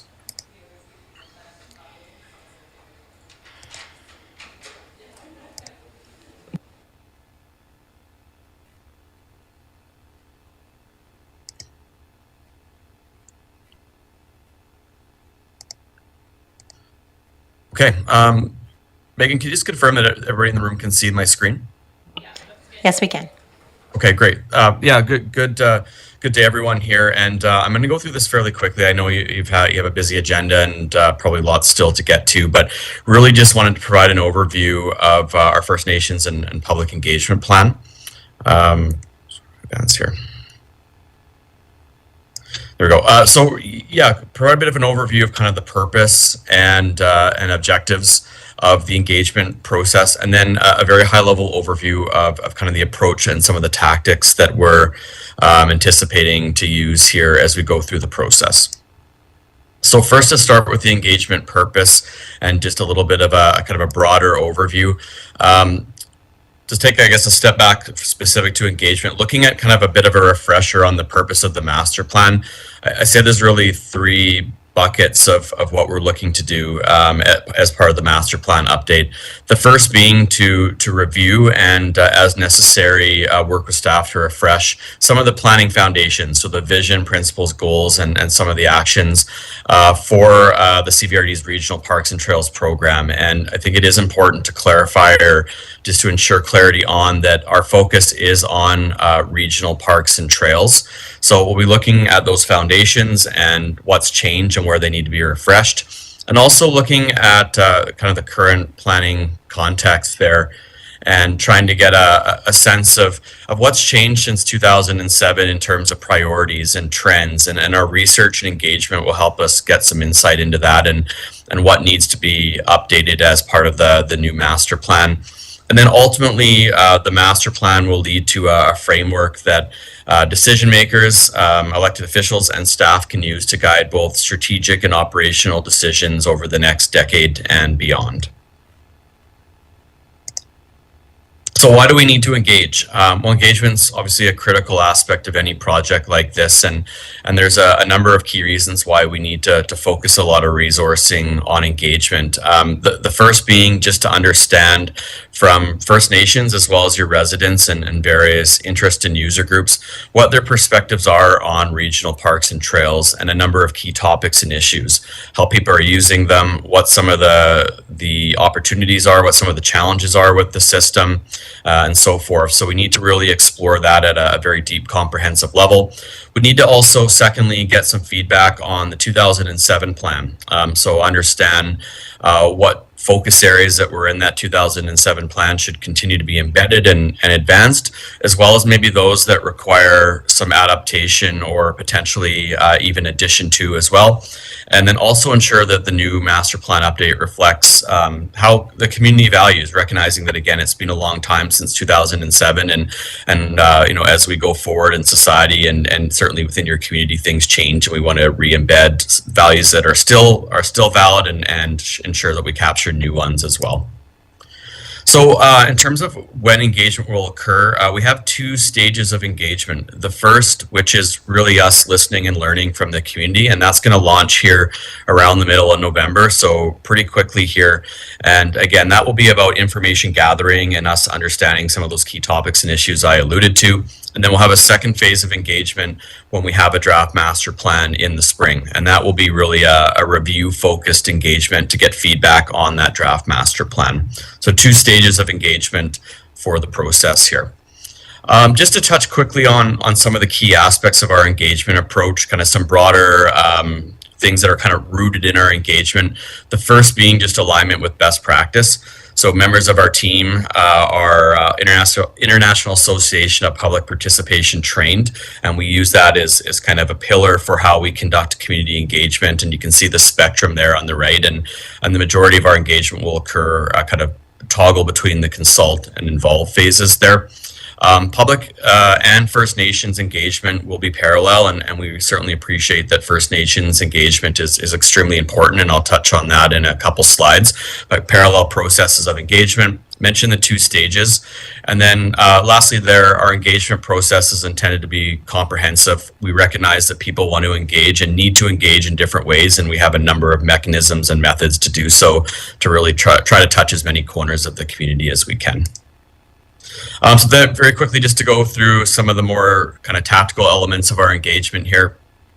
First Nations engagement, mentioned that our intention is to try to do that parallel through stage 1 with the public engagement, but also recognizing that we need to be flexible, and we're going to be essentially open to engage with the nations as they are available to engage with us, and really tailor our engagement kind of outreach with them around their key areas of interest, their priorities, and maybe how they see the master plan as being something that can provide some collaborative opportunities. And then we will certainly also offer up to meet with them a second time to review a draft master plan if so interested. And ultimately our engagement with them is going to be framed on a government to government level type of conversation. Mentioned we're using a variety of different engagement tactics, and just in the name of time, I won't go through each one of these specifically, but we have a number of interviews and discussion session type engagements. We're using some online surveys, some interactive crowdsourcing map type tools and things like that. And all of our public facing engagement, as well as just general project information, will be available through the project page on Plan Your Cowichan. And the stage 2 engagement, that draft review level of engagement that will occur in the spring that I mentioned, will replicate the majority of these engagement tactics again when we have a draft master plan to review with the public and all the groups that we talk to. Just to end off here, just wanted to touch on the advisory group. They're a really critical element of our project team and how we're kind of leveraging their knowledge of the community and their expertise. So we've established an advisory group that will kind of be a mechanism for the project to advise the board and the committee of the whole, as well as others throughout the process here. And the advisory group's role, there's a number of elements of that. They're providing feedback on the engagement. They're going to be really key to helping review some of the refreshed foundations, the vision, purpose, guiding policies, and so forth. Advising on strategic priorities, goals, and actions related to expansion, development, and management. Helping us review some of the parkland acquisition elements that we'll be looking at as part of the master plan update, and then also providing some input and advice into the implementation plan that will be part of the master plan as well. We've already had a chance to meet with the advisory group twice, the first meeting being more of a project introduction overview type of meeting, and then more recently met with them, which would included reviewing our engagement plan with them and getting feedback and endorsement on the engagement plan. And you can see in the table a number of other meetings as we go through the process here over the next 8 to 10 months as well. So again, really key aspect, and we've already had a good start in terms of engaging with the advisory group on the project. So I mentioned they met twice, and ultimately the last two here today. And with that, that's the end of our presentation, and happy to take any questions. Director Ishdash, that was succinct. Thank you very much, sir. Mr. Stevens, Director Stevens, is your hand still up for this topic? Okay, I'll go to Director Deck, please. Thank you, Chair.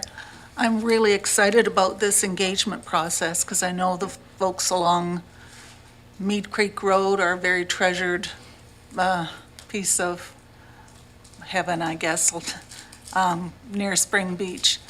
The people that live in Marble Bay hope that someday they'll get a pathway along there. And of course, I'd hate to forget the people within our communities who need pathways for safety. So somewhere along the line, I hope we can connect the big plan, the little plans to keep people safe and make access to our treasured spots more accessible. Thank you. Thank you. Moving on to Director Justice. Well, thank you, Mr. Chair, and thank you for all who were involved in the report and this process. I will keep my remarks concise and condensed, however not terse. Thinking about this, I think it's really important that the engagement targets people who are involved in developing ways of preserving land other than purchasing land, such as Indigenous-led area-based conservation. I think it's also important that the engagement targets those people who are involved in developing BC's biodiversity and ecosystem health framework and the monies that are associated with that. So my question is, are there plans for engagement to solicit information and from people who are involved in those things? And the second question is, will the board have a chance to have further input into the engagement plan, or is it launched? Through the chair to the director. So this is the presentation of the engagement plan. So absolutely today's the day to give us feedback on that.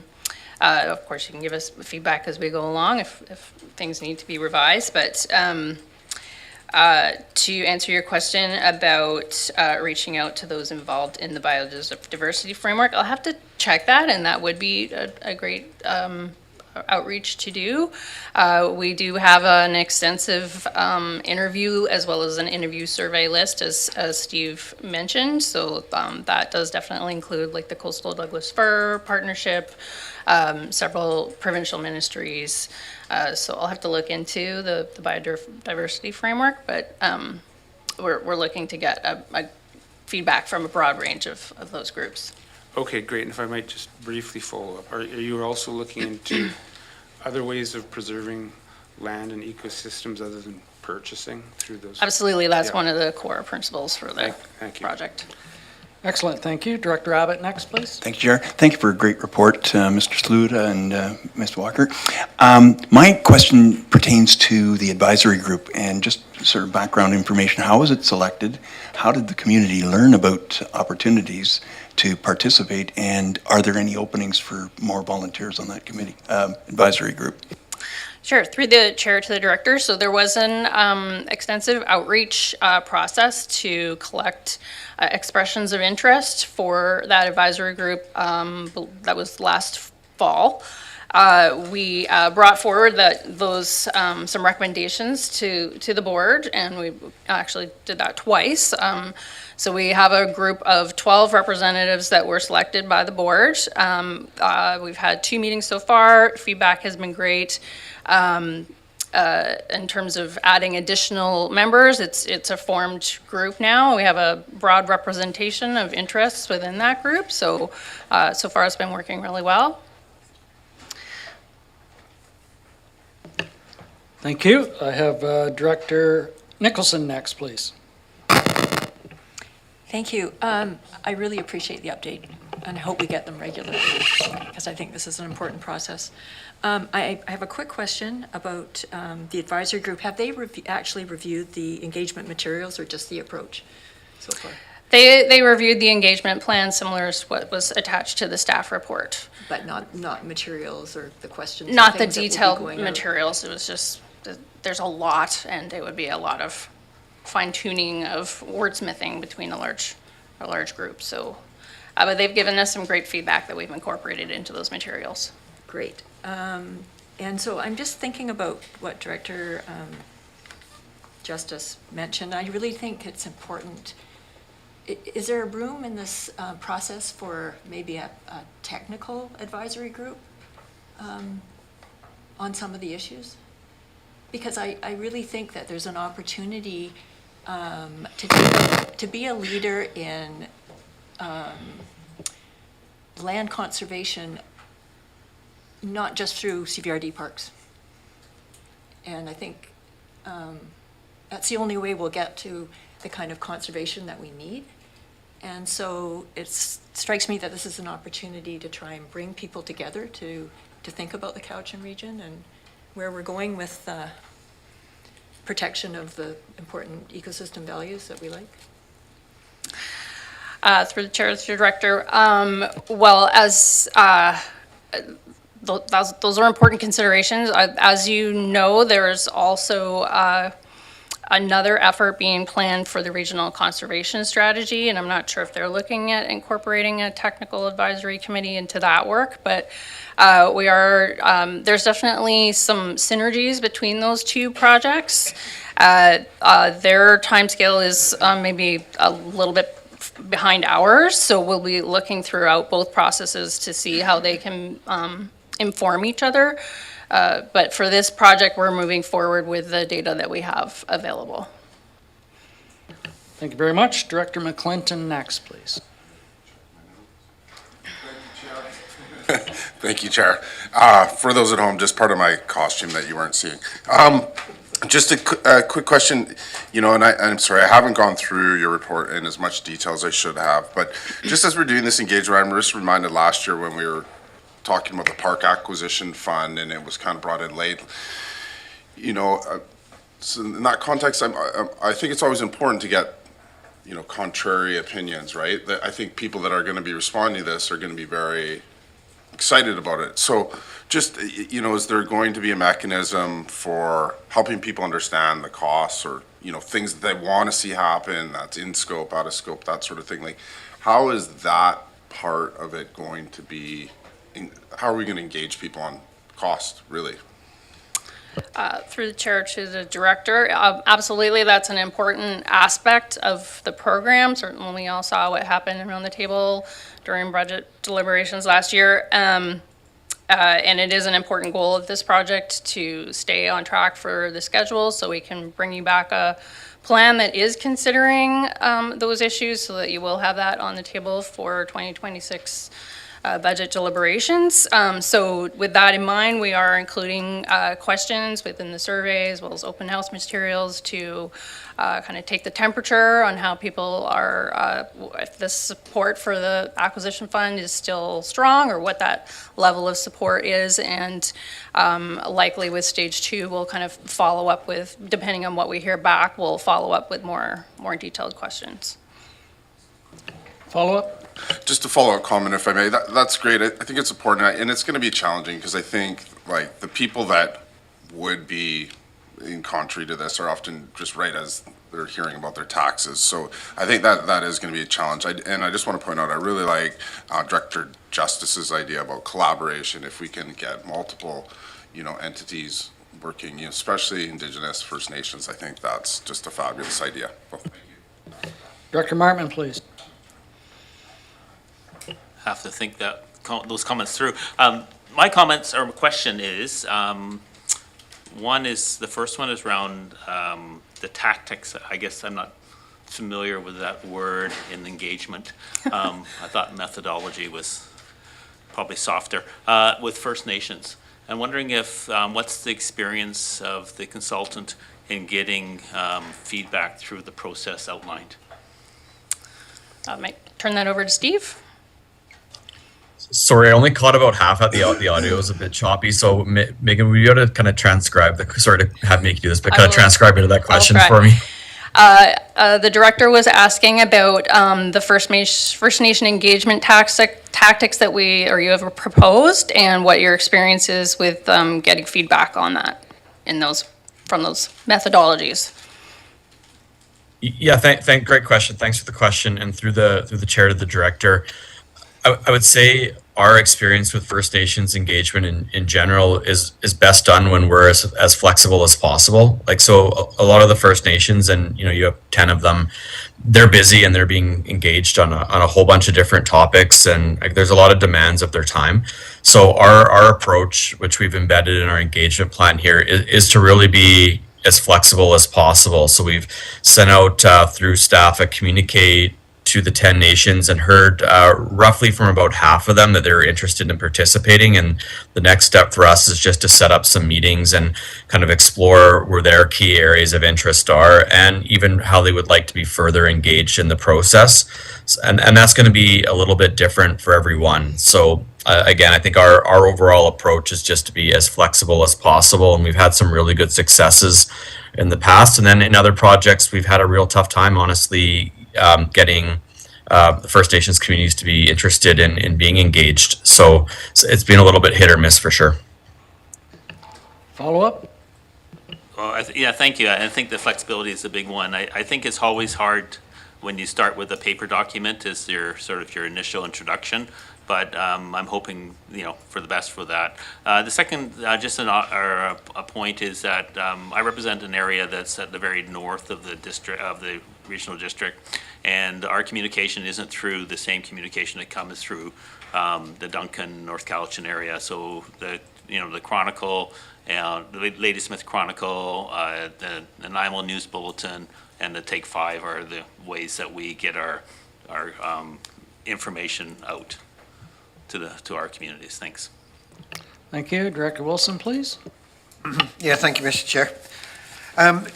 Just picking up, or rather going back up for clarity, that what Director McClinton said there on costs there, with the advisory group here, if they say, well, we'd like this, that, and the other, will you be then saying, well, yeah, this is great. If you want, let's say this trail, it's going to cost you X amount at the moment per meter to build that. Are you going to advise them of the costs going forward? If they say we'd like 100 meters here, this is roughly what it's going to cost. Are they going to be made aware of what they're actually proposing and how much it would cost? Through the chair to the director, well, I'm not sure how to answer that exactly. So yes, we have talked to them about costs that are a consideration for sure for trails and for parks. We will be developing a acquisition strategy that will be an update to what is in the current plan. So we will look to consider how to integrate costs in and a budgeting process that will address the acquisition fund as well as other opportunities for acquisition. So it's a strategy to be developed as we develop the plan. But overall, we're looking to update the current plan. Yeah. So that's the framework that we're looking to update. Yeah, if I could have a follow-up, please, Mr. Chair. I'm not so worried about the acquisition. That's in place. That's going to stay, I'm sure. What I am asking here is if there is acquisition, there will be maintenance costs. There will be trails costs. Is this being made clear to the people on the advisory group? If we do this, it's like buying a house. You don't just buy a place and that's the end of it. What I'm saying here is, how much will it cost us to go forward if we do this, that, and the other? Are you saying to them, making it clear that there are additional costs here? Yes, through the chair to the director, absolutely. We will be talking about the comprehensive look at acquisition and how that will impact our budgets moving forward. So acquisition is not just purchasing a piece of land. We need to think about how to set that land up for public access. We need to think about how it's operated into the future. So, yes. Good, thank you.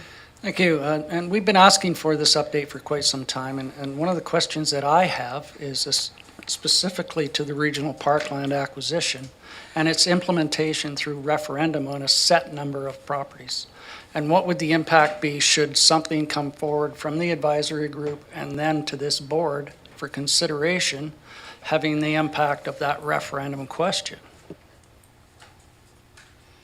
I'm sorry, can you repeat the question there? It was more just a generalization that there was a set list put forward during the regional parkland referendum, how that was implemented. If there are amendments to that, what is the legal process to go back to the electorate for an updated referendum, or is it just the will of this board to amend that referendum question? Might need to ask. That's fine. I just put it out there for staff. I see Mr. Farquhar coming up, so I'm sorry that I did that. Good afternoon, Mr. Chair and the committee. An excellent question. So the referendum was based on establishing the Regional Parkland Acquisition Fund, and it was predicated on what was based in the adopted plan in 2007. But it was not set that that was the only list or the only premise. It was set on the basis of funding regional parkland acquisition, and this update to the plan will continue to guide and provide information to the board. It's not the advisory group, it's the extensive outreach being done with our First Nation communities, with our regional community. The advisory group is there to play a role, but at the end of the day, the plan is going to be developed with that broad input led by our consulting team, and being brought back to this board for consideration for adoption. The Regional Parkland Acquisition Fund will continue to support that plan as it's Excellent, updated. and that was the point I was making. The advisory group is going to send those recommendations to this body where the decisions will be made. For clarity, Mr. Chair, no, the advisory group is only involved in the development of the master plan update. Correct. After that, it'll be brought forward by staff to the board. Appreciate that. Have I opened a can of worms? No? I'm sorry. Director McClinton? Thank you, Chair. Thank you. Mr. Farquhar, Brian. It's okay if you don't know the answer, but is that referendum in perpetuity? Mr. Chair, through the director, that referendum was the basis of establishing the function. The function has been established. I'm gonna stop it there, Director Wilson. I'm sorry. Okay? There is an answer to the question that was just asked. Yes, we'll go offline for that, okay? Thank you very much to our consultant and to staff for that entertaining session. Moving forward, Ms. Boyd. Thank you, Chair. R3, report from the Emergency Management Division regarding Cowichan Regional Hazard Risk Vulnerability Assessment for information. Actually, this is an information item too, and we've been informed that sustenance has been provided.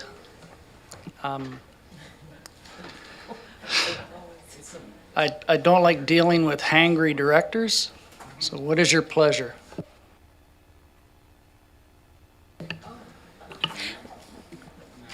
Can't do a working meeting.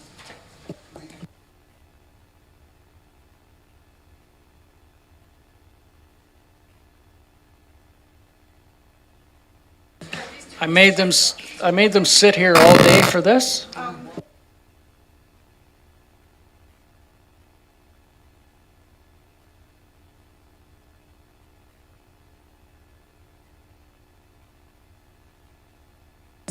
Let's do this one and then we'll move on.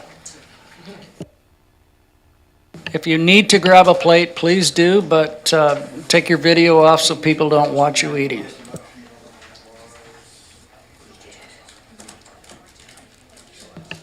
That's the difficulty with chairing a large committee. I should probably not be bringing this up. Someone else should probably be doing this.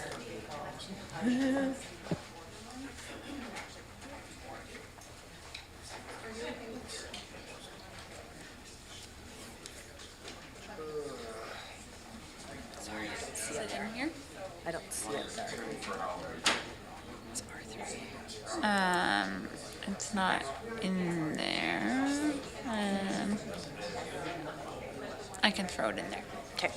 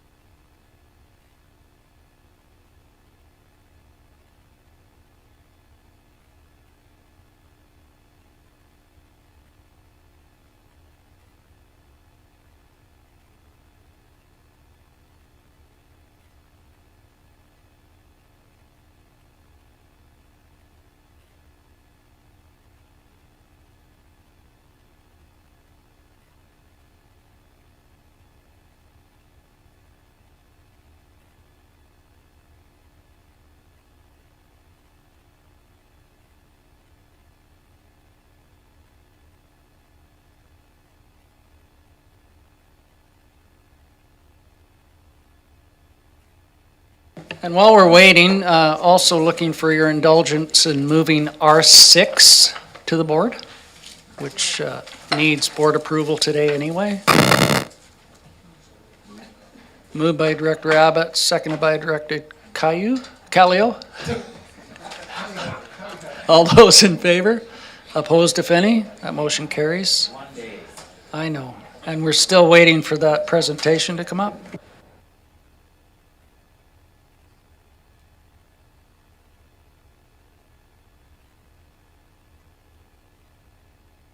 I'd have to ask you, Jesse.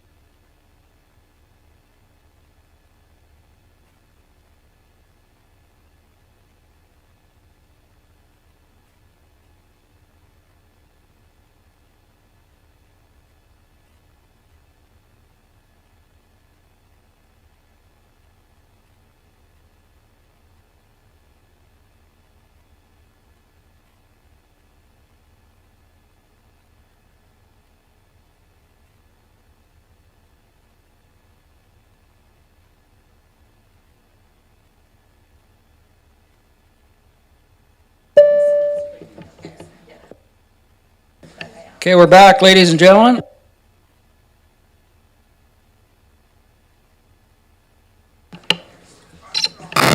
All right, I'm April Diver. I'm the Manager of Emergency Operations and Planning, and I've come to talk to you a little bit about our hazard, risk, vulnerability, and resiliency assessment. The report has been attached as Attachment A. You'll probably notice it's quite substantial. It's 130 plus pages, so I'll do my best to summarize that very quickly for you. I know you guys are behind schedule. Just acknowledging that I'm on the unceded territory of the Coast Salish people, and they were a crucial part of engagement in this project, so I'm going to speak a little bit about that. So this has been a long-standing project. We got board approval to go down this path back in June 2022. We did need to use reserve funding for it, so it was funded through reserve as well as a little bit from grant funding. We had a fairly substantial budget, or so we thought. Other regional districts, however, are embarking on the same path as us, and their projects are coming in about 6 to 10 times higher. So just to give you a bit of a sense of how we had to manage a very small budget to get a very large project done. The hazard risk vulnerability assessment was more than just science. It was really about a number of workshops and engagement and collaboration. You've heard that a lot today. This was no exception. The community engagement, the engagement with different partners, different stakeholders, businesses, all different groups, whether they were non-government or government, was a substantial effort over 2 years, and through the development and the leadership of 3 workshops.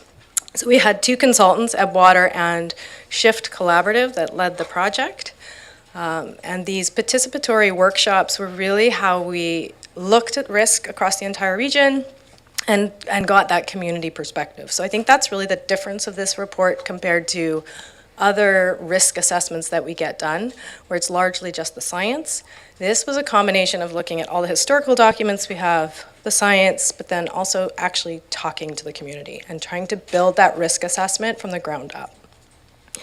So that brings us somewhat to today, where we have this report that's final, but final is kind of in quotations because it does become evergreen. So this report will constantly be changing. The recommendations will constantly be ebbing and flowing.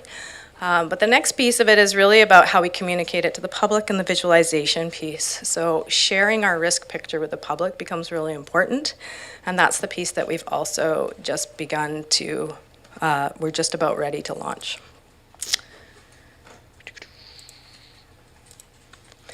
This is just a sense of all the different groups that were part of this 2-year project. So we had staff from all the different municipalities, different departments. We had different first responder groups, non-government organizations, nonprofits, businesses, and also members of the community. So different vulnerable groups were represented, which was really important. Under our new act, the Emergency and Disaster Management Act, we are required to have an up-to-date hazard and risk vulnerability assessment. It is required to consider all the hazards that impact us, so not just the natural ones. And I think you'll see through previous efforts that we've done in our communities that our focus has been largely on natural hazards. The new act really enforces the whole kit and caboodle. Like, we've got to look at all the natural stuff plus the human-induced that we haven't really looked at before. And so that was that full range of hazards we had to look at, but we also were required to engage and collaborate with First Nation partners, as well as all of our neighbors and other impacted parties. And so that's what this collaborative assessment was about. If you were going to have a look at one picture that represents the report, this is typically what you would see of a risk assessment. It gives you your heat map. You're generally most worried about the thing in the top right corner because that's your highest consequence and almost certain hazard. That's drought. That shouldn't be a surprise to anybody. And then you sort of see the scattering of the other hazards across there. So the entire report started looking at the 57 hazards that are recommended to us by the province of BC. Obviously, if we were to tackle 57 hazards, we would be broke. So what happens is through that collaboration, through that community engagement, and through science, we narrow it down to about 15 hazards. 14 if you consider that drought and extreme heat we lump together. So those 15 hazards then became the focus of those workshops and of all that engagement. This is just a summary table of sort of where things sat. This is another way of looking at it, where we need to do more work and where we're better prepared. I would say most of this was not a surprise to anyone. Throughout the report, mostly at the end of the report, there are hundreds of recommendations. Those recommendations are typical recommendations. They are very, very, very high level, and they are general to the region itself. So there's definitely been lots of action over the last 2 years on those recommendations. Some communities have completed those recommendations, others may not have touched them. So they are, when you do look at the report, they're very high level, and it's really just a guiding post. So it's to help us prioritize our emergency management program as well as our funding, since our funding is quite limited. Risk reduction is the next step. So these are the areas of risk reduction that we have to look at. The report speaks to these different areas.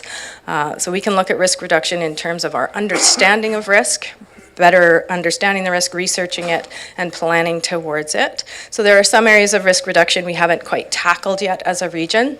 Tsunami mapping for one is one of those areas, so you won't see a lot in the hazard risk vulnerability assessment around that. Mitigating risk. So we do a lot of mitigation of risk around a lot of our natural hazards right now. So that's keeping the hazard out or keeping us away from the hazard. Building resilience. That's something we're really focused on. We know we have vulnerable groups. We have, but we also have lots of sources of strength in our communities, and we need to build up that resilience to support those more vulnerable groups. And then response and recover, that's something Emergency Management Cowichan and also all of our local authorities are very familiar with. These are the typical things we do when the hazard hits. So how are we going to respond and how are we going to build back better?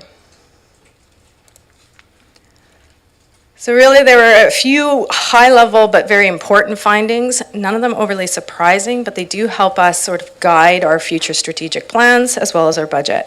Regional collaboration was the biggest one.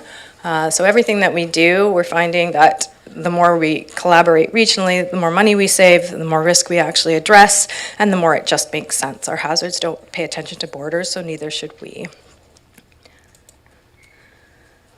We know that we have resilience out there. Our communities, some of our communities are small, some of our communities are big, but there's lots of pockets of strength.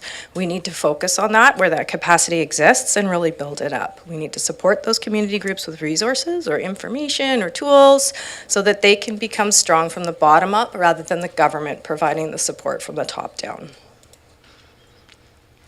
And then prioritizing our planning and development. We've got a lot going on, limited budgets, lots of communities, lots of infrastructure, lots of moving pieces. We need to work more together to plan amongst our departments and amongst our different local authorities and our partners and our Indigenous groups to identify areas where we can work together to prioritize different areas of planning. And last but not least, we need to understand and include priority populations. So we do have vulnerable groups, we acknowledge that. We need to do a better job, frankly, to understand the needs and capabilities of those vulnerable groups and make sure that they are encompassed in our community plans, encompassed in our risk reduction measures, both response, recovery, mitigation, across the whole gamut of things that we need to do. So that's not a surprising finding in our report either. So what's next? We'll be working on a communication strategy before we launch anything publicly, because we do want the public to be assured that when we go out with a risk report, we're not changing their risk. Their risk is their risk, and it is very, very high level. So even though we've developed a public portal, and the intent of the public portal is for somebody to just look up where they live and see kind of the hazards that impact them, what we're not doing is trying to scare them or tell them there are new risks here and now your insurance isn't going to cover it. That's not what this is about. This is about saying, hey, there's some priority risks. You live in an area along a coastline. Typically coastlines flood. So that's what they're going to see. So we're going to work on that communication piece first before we launch that out. And then really that public portal is how we present the risk information in a really easy way for people to understand that basically gives them the top 3 things they need to do to make themselves more resilient. Again, building from the ground up instead of top down. We're also going to be using the report to prioritize actions. As I mentioned, lots of those recommendations might already be underway. Some of them may be complete. Several of them may be complete in several communities. So what we need to do is reassess and understand what's been done and what done looks like, and align to the highest priority recommendations and risks. And then it's a continuous process. So this is a quote-unquote final report, but it isn't really. It is one picture of risk at a moment in time, and we need to continuously review and reassess, especially as we get new regulations that will push our hands in certain ways against what risks we have to mitigate. But we also need to continually evaluate against climate change and other changing factors. So I think that's it for me. Questions? Excellent. Thank you very much. Remember, this is information, and people are hungry. I got Director my Wilson. I got my sandwich. Other people are hungry. Just some clarity. Thank you, April. That's very kind of you. I'm looking at the funding here, and you are under 205. We are. Going to reduce your funding next year. Our requisition goes down slightly, yes. Yeah. But generally it's... Still got enough, have you? I think because we've still this got is enough. important. It is important. I think the thing to remember with our budget is we are so heavily grant funded, and you're going to Okay. see that in the board later this afternoon. I think we're sitting actually at about 66% grant funded. Good. Which is Good, heavy. thank you. And my final comment is one of the things that I really liked what you said there is that the assessment report is final, but it remains flexible as circumstances change. Great. I wish that was true of most reports. Thank you very much. Thank you. Did I miss someone else over here? No? Director Justice. Thank you. Noting that there's a great number of hazards, and you've picked only 15 have risen to the surface, based on the two-dimensional chart of likelihood versus effect, essentially. But there's also a third dimension, which is a temporal one. Like some of these things happen very quickly, and some of them unfold slowly. So was that something that you used to think through? Can you talk a little bit about that? Yeah, through the chair to the director. So the shock value of a hazard. So shock value and duration were both considered as we looked at all the hazards. It's a bit tricky, right? Because you've got things like pandemic, which are shocking, but the duration is so very, very long. And so how do you compare that against something that strikes once, it's done, and it causes a whole ton of damage? We really did need to rely on the community on that. So because we did a collaborative process, it was the collaboration of the whole group going, this is where they need to sit, considering the shock and the duration values. It's a tricky thing, but we went really with a community feeling on it. They were provided with the science, and then it was where do we need to focus our attention? Thanks. Director Nicholson, please. I just want to say thank you so much. This is a great report. Director Martman. Thank you, and I echo that. The question is a pattern. I don't know if I've got the pattern right. When you look at your baseball diamond or whatever you want to call that diagram, a lot of it seems to point to the major impact on the environment for a lot of them, until you get to earthquake and it blows up everything.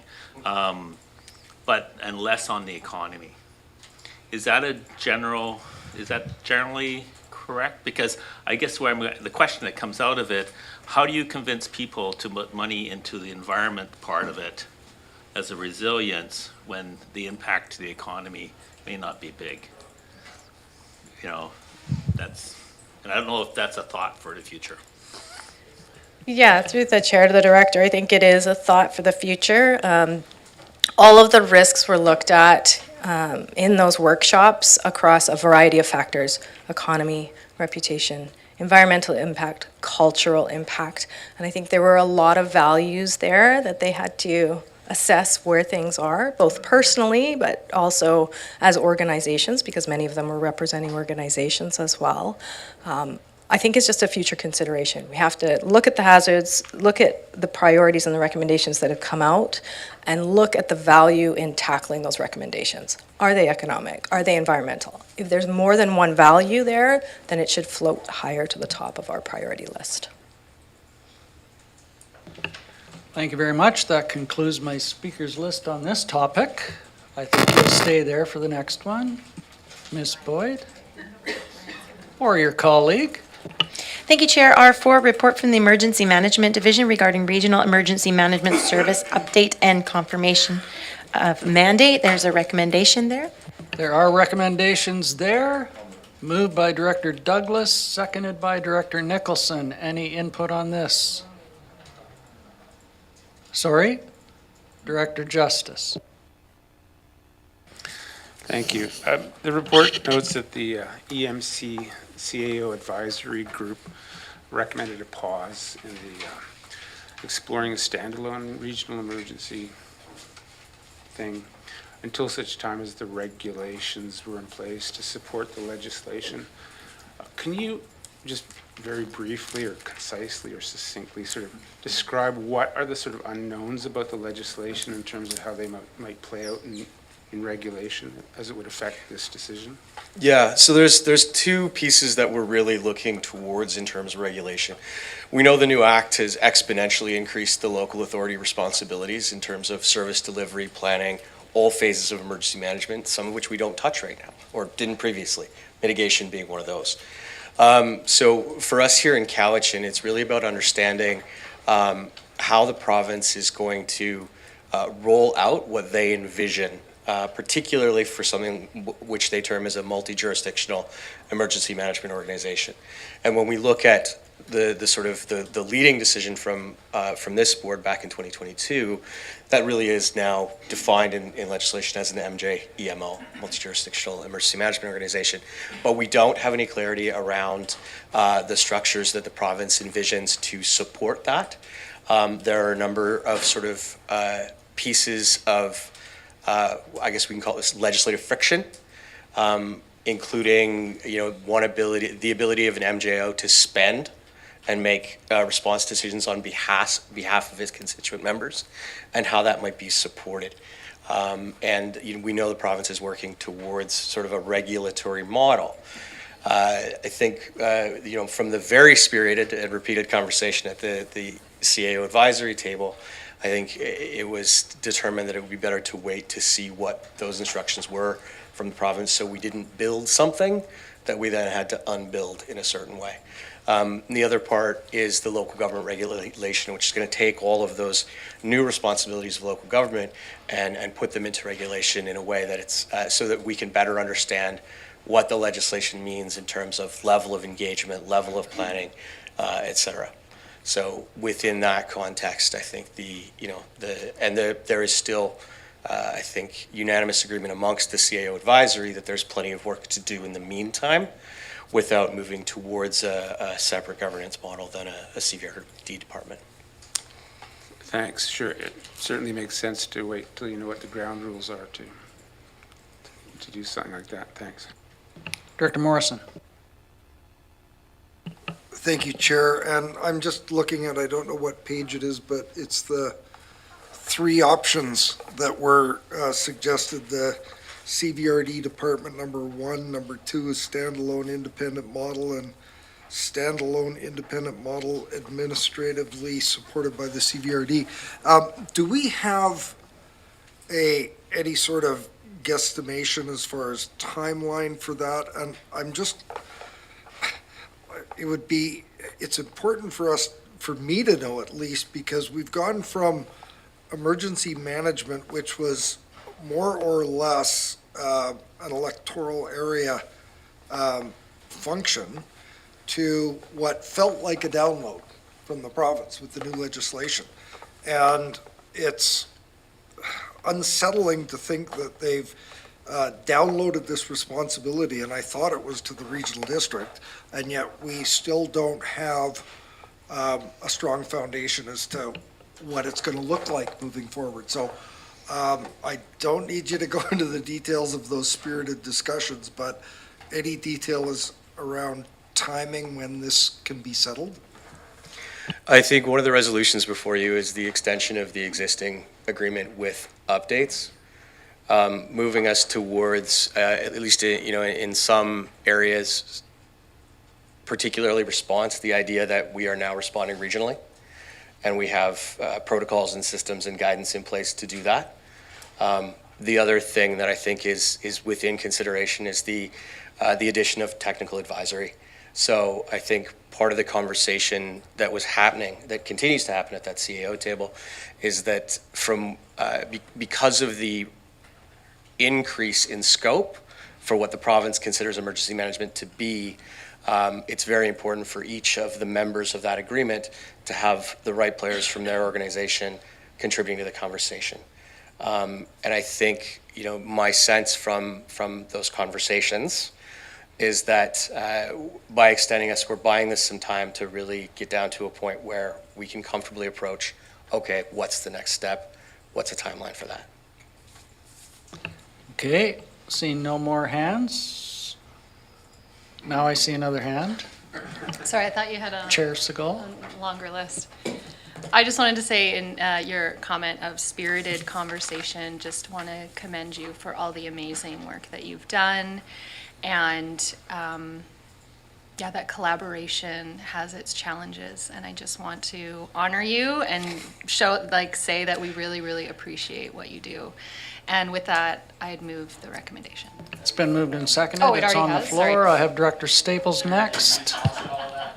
Yeah, I'd like to echo that, and I also would just like to say, being around these tables for a ridiculously long amount of time now, I've just noticed in the past few years how much better it is now that we're more coordinated. It is the differences between the things that happen when we had emergencies and things were scattered and you know, it's like it's sort of turning into something that's predictable. That what's happening outside in the world might not be predictable, but the response is predictable. And I think that I just really want to acknowledge the work that it took for everyone to get here and how appreciative I am of how much smoother it makes things for all of us and for the community to have that center point of response. So thank you. Thank you. Are you ready for the question? All those in favor? Opposed, if any? That motion carries. Thank you very much. Ms. Boyd? R5, report from the Finance Division regarding draft 2025 budget overview for information. Now, before she comes up here, I do not want to get into the 100 functions and how we're going to dissect them here today. We will have time to do that lots later. So this is just for information. We'll bring our CFO up here for the presentation, and please don't dive into the budget itself. And for anyone that needs to, go grab some food.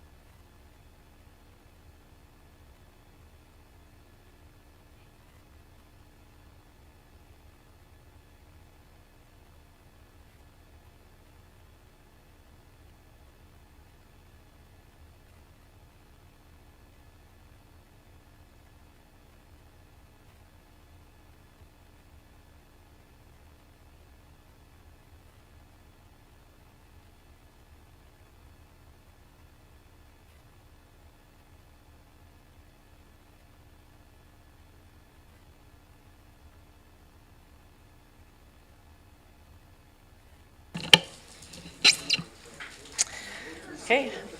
Well, I was going to say good morning, but I guess we're now in the afternoon now.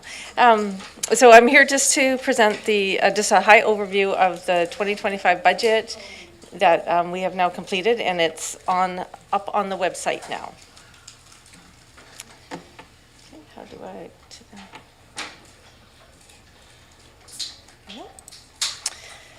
And this is, so the CVRD has a population of 89,000. There's 4 municipalities, 9 electoral areas, and we have about 178 services that we do budgets for. So most services, requisition is the highest percentage, so 38% of our budget is from requisition. So there's the 4 funding arrangements. We have the regional services, we have electoral area services, we have sub-regional services, and we have specified area services.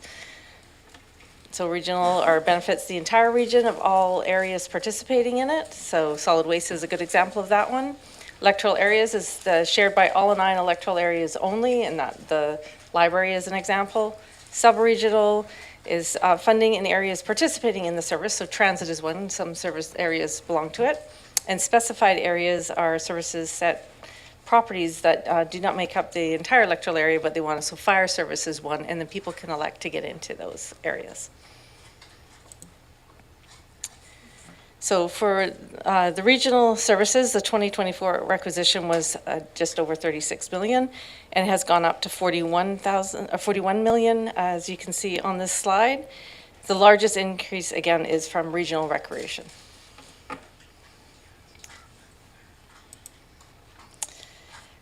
Oops, okay. So since they're electoral area services, there is no funding provided by the members of municipalities. An example is community planning. This is electoral areas only and is paid by them. So on this slide, you'll see that there's an X. So if there's an X there, that means the entire service area pays into it. If there's an O, that just means part of that electoral area pays into the service. So many of the CBRD services are sub-regional in nature. In these services to certain areas within the CBRD, and funding is shared by those participating in those areas, normally on an assessment basis. So an example of this one is transit. These services are set up to a number of properties and do not represent an entire electoral area map and are an assessment basis. So these are like the fire services, and there's a couple drainage ones that belong in there as well. So the CBRD does have other revenue sources listed here, like parcel tax, fees and charges. We borrow from MFA, we get grants, reserve funds and surplus make up the rest.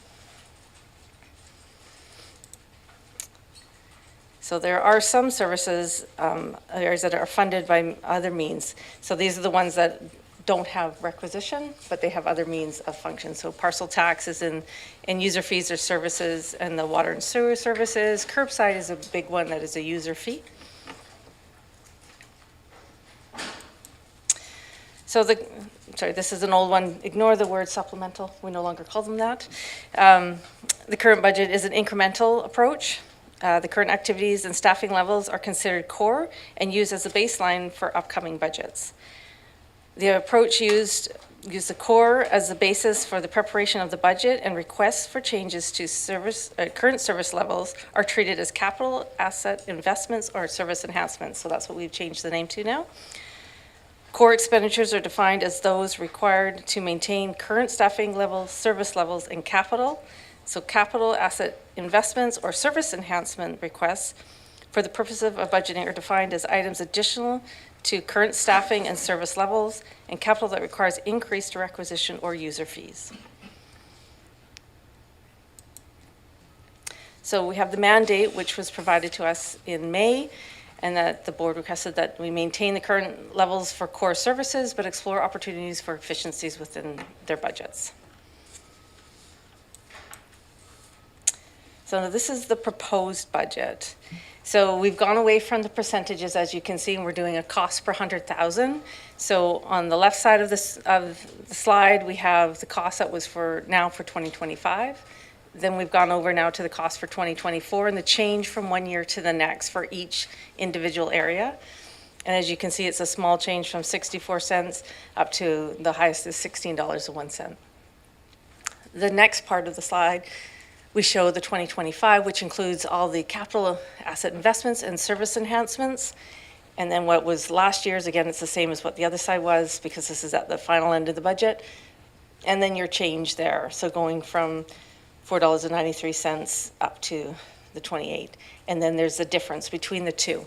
So the two highlighted sections, I've shown the difference of what it would be from if you just stayed at core, or if you went with all the enhancements and capital investments.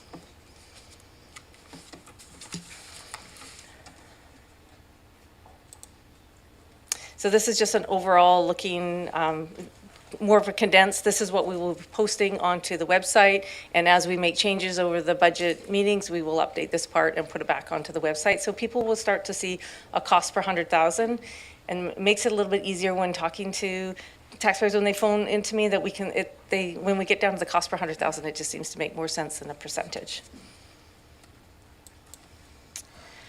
So the budget activities that have been completed so far, we've done the board direction, that was in May.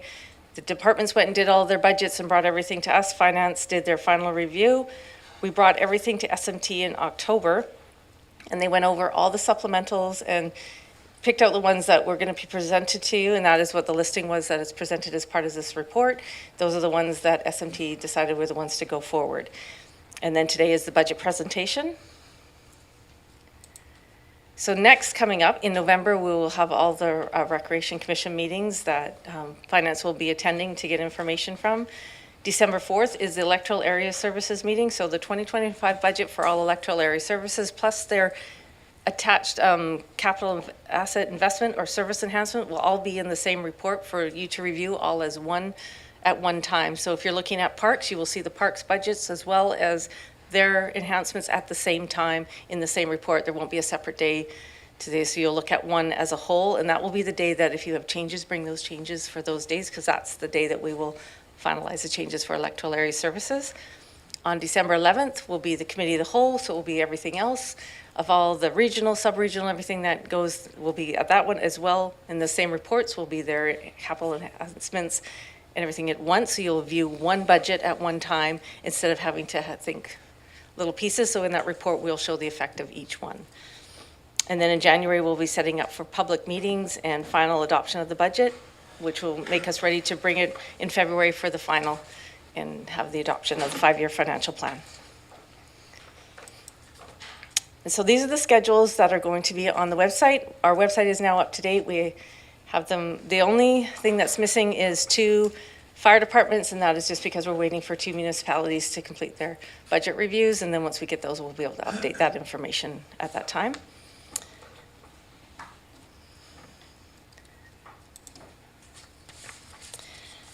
So Schedule A is details of changes in the requisition. I know it's quite a tiny slide. And it starts with the total from last year, adds in all the changes of everything for this year, comes up with a total at the end of what the difference is going to be between one year to the next. Schedule B, you'll notice a change from last year as we have no percentages on this one. Last year we used to have the percentages. It's just more of an in-depth look of that one slide that will be up on the website. This information here, the 122.05, is the change from last year to this year for the library, and then the cost per 100,000 and the net change per 100,000 between 2025 and 2024.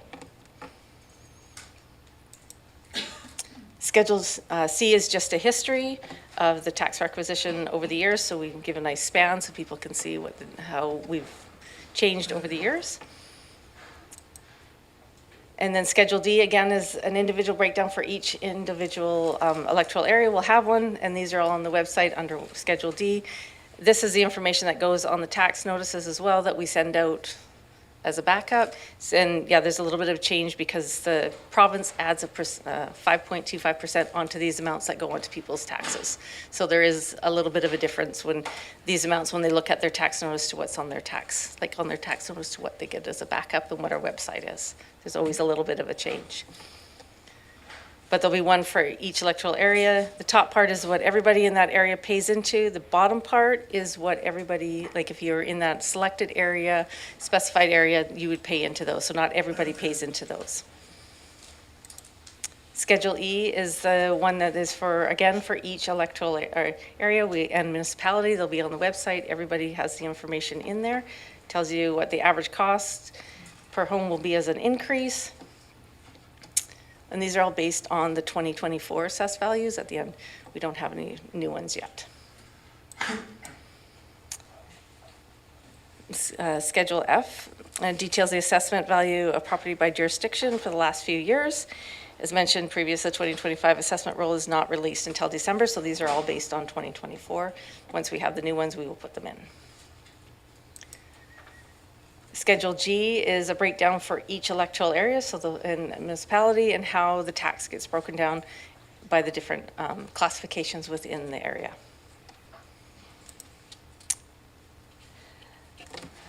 Schedule H shows a summary of the residential cost per 100,000 of assessed, and shows how much of the total assessment of each of the electoral areas in the municipalities.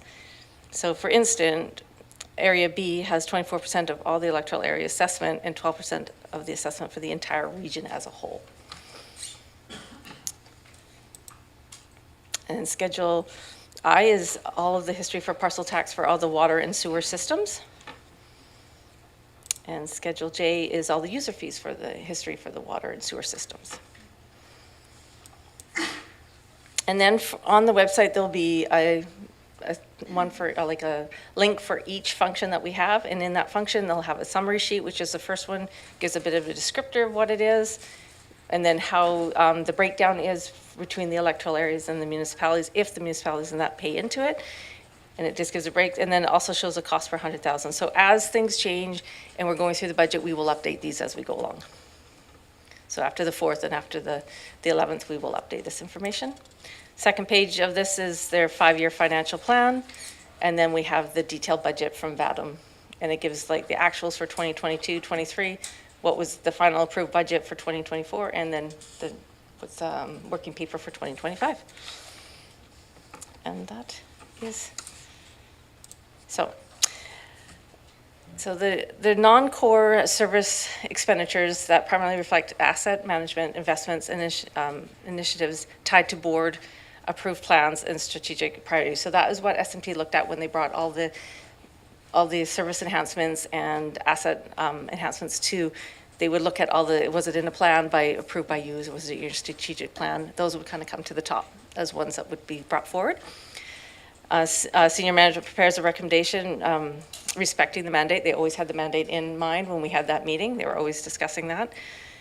SMT uses a risk matrix approach in ranking and assessment so that the most pressing items can be highlighted and put forward for consideration, and ones that could wait till next year, and they do discuss that as a group.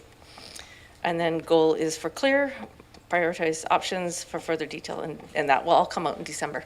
We'll bring them up. You'll get all the detailed information.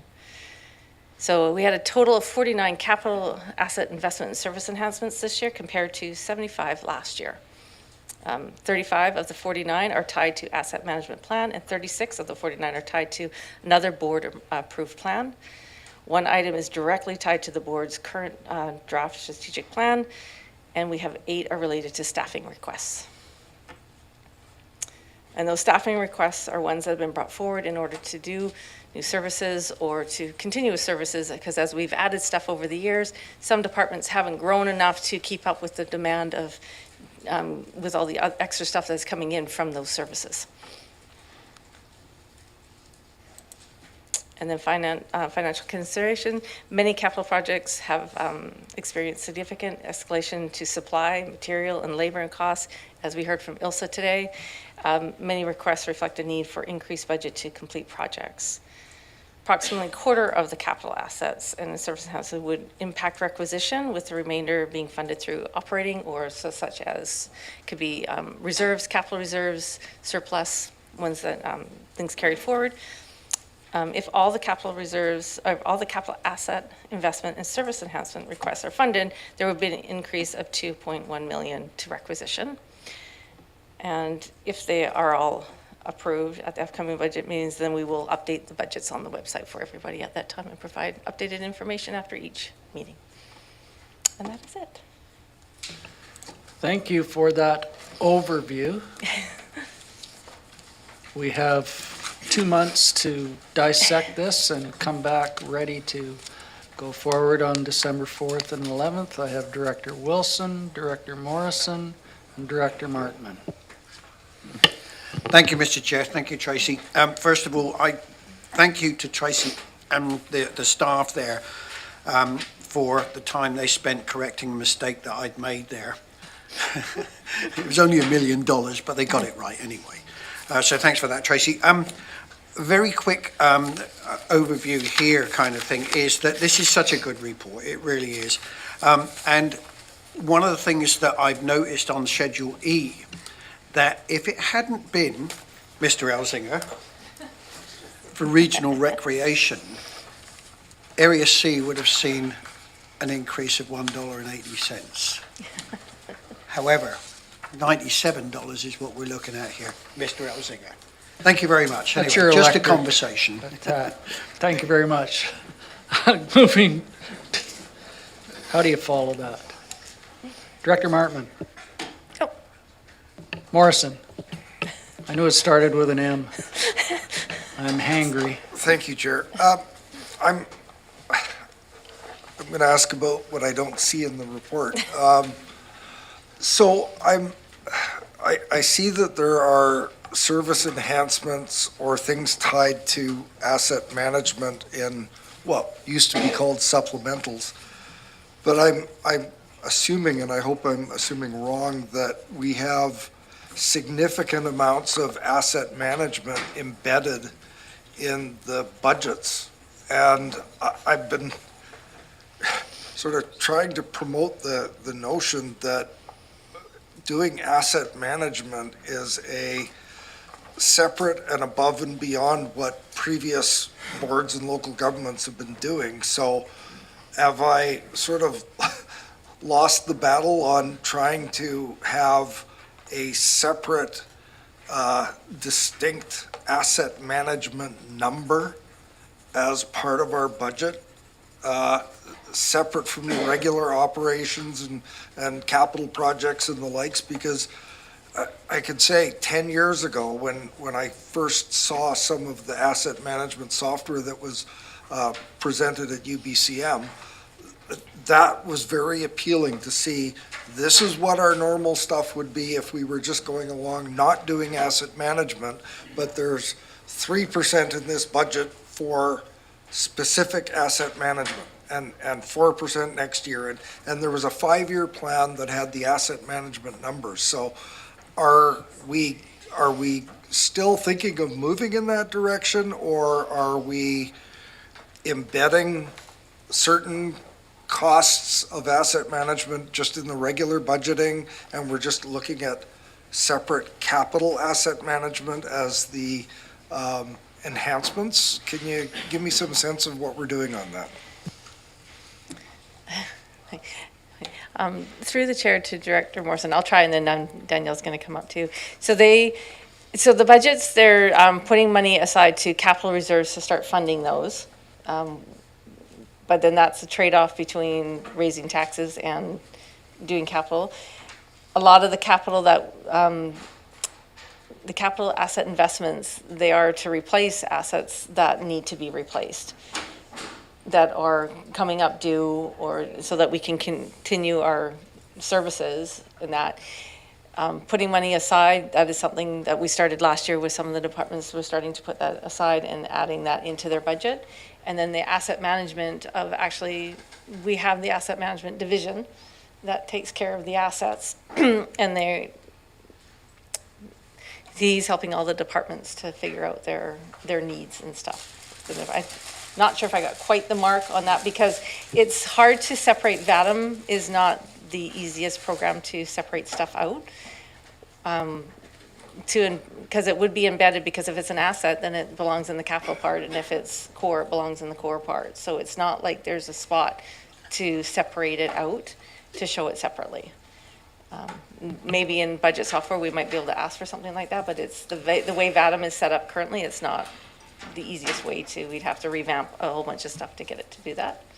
So if I could just sort of follow up before we hear from Ms. Miles Wilson. Yeah. So, yeah, I get that our current software isn't set up for that, but I also just want to share how impactful it was when, and this is 10 years ago, when the budget software that was presenting asset management as a separated, call it a line item, but a separated component of the budget was very important for communication to our taxpayers that, yes, this is it.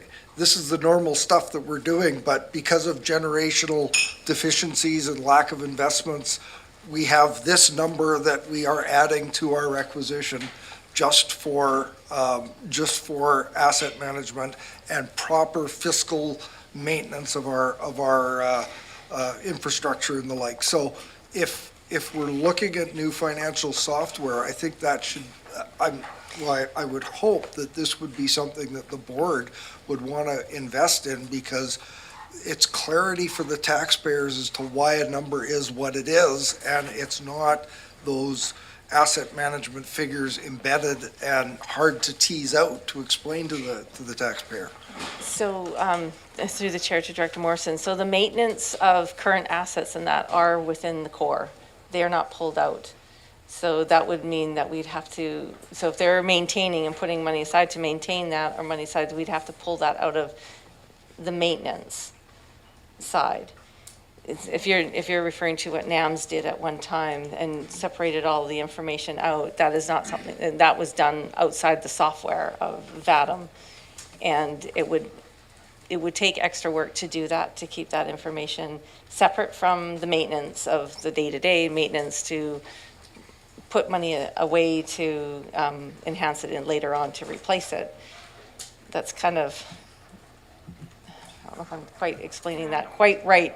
Yeah, just as a final comment, Yeah. what I'm suggesting is that the value of this for this board and for the taxpayers, to have that separated out, and I'm not saying that I'm suggesting that we manually do it. I'm saying that if there's a software that's available, because it clearly was 10 years ago, that would be a very impactful tool for us communicating our budget requests and requisition increases to the public. So I'll leave it at that. Thank you.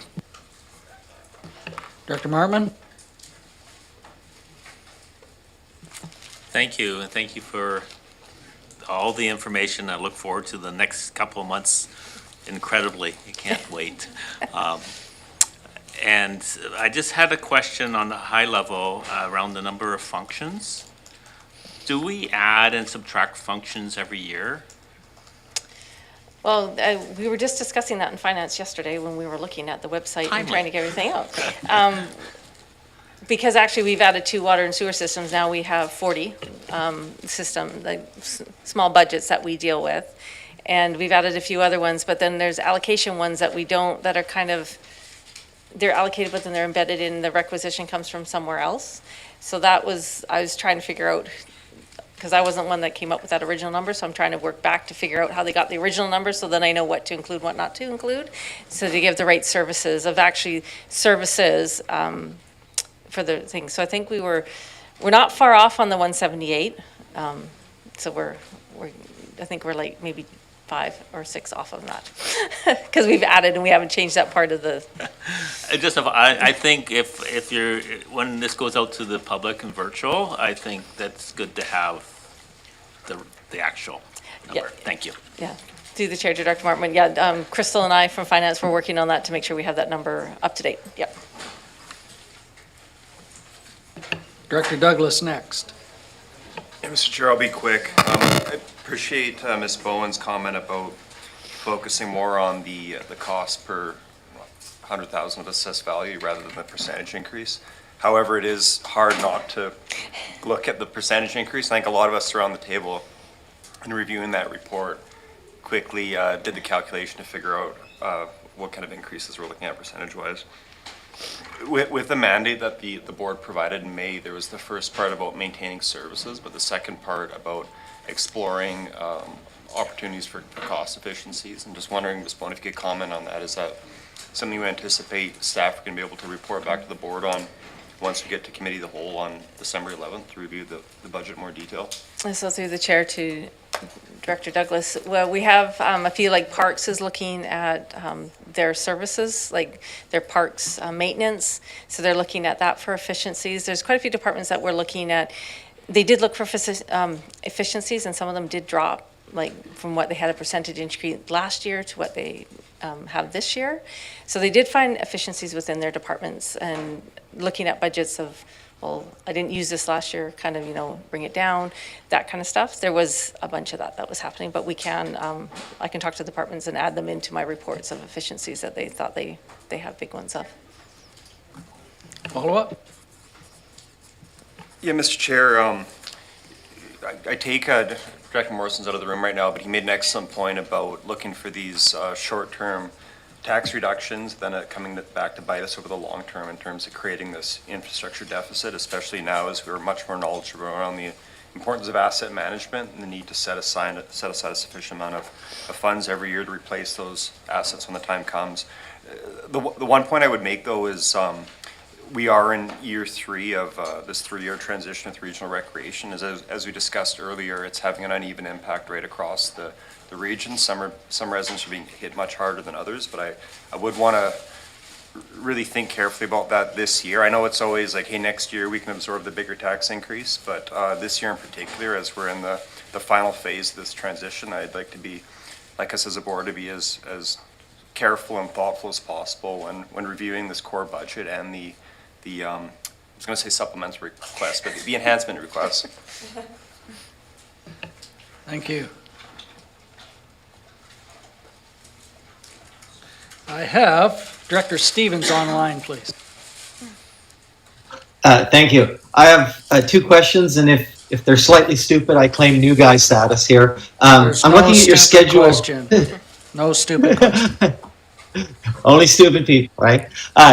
I'm looking at your Schedule E here, and I understand the recreation. I'm just wondering. First question: the other amounts where there are increases, are those calculated and apportioned by population? And then my second question is the capital projects. Are they rolled into other lines like general government and solid waste and such? So where do those live, I should say? Thanks. Okay, so through the chair to Director Stevens. So for the enhancements and capital investments that happen, they will roll into each individual function. So if it's for solid waste, it stays within the 520 budget and it stays in and affects that budget and who pays into that function. None of that would roll over into general government. Only general government's enhancements would affect general government. So that's like a regional district, each pocket, there's like, we have like Director Mortman was asking, we have 178 little individual budgets we have to do. They're all kept separate, all the funding is kept separate, their grants are kept separate, everything is kept separate. So then it would only roll up and affect those ones. So when we look at the whole as a whole, that's all of the functions that those areas pay into show on that one line on that. For Town of Ladysmith, that one line that shows the increase in from one year to the next, that's everything that Town of Ladysmith pays into, all the different functions.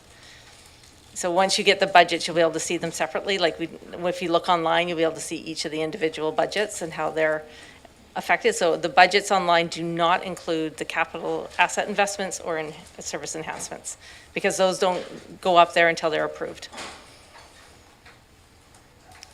Okay, thank you. Okay. Director McClinton. Thank you, Chair.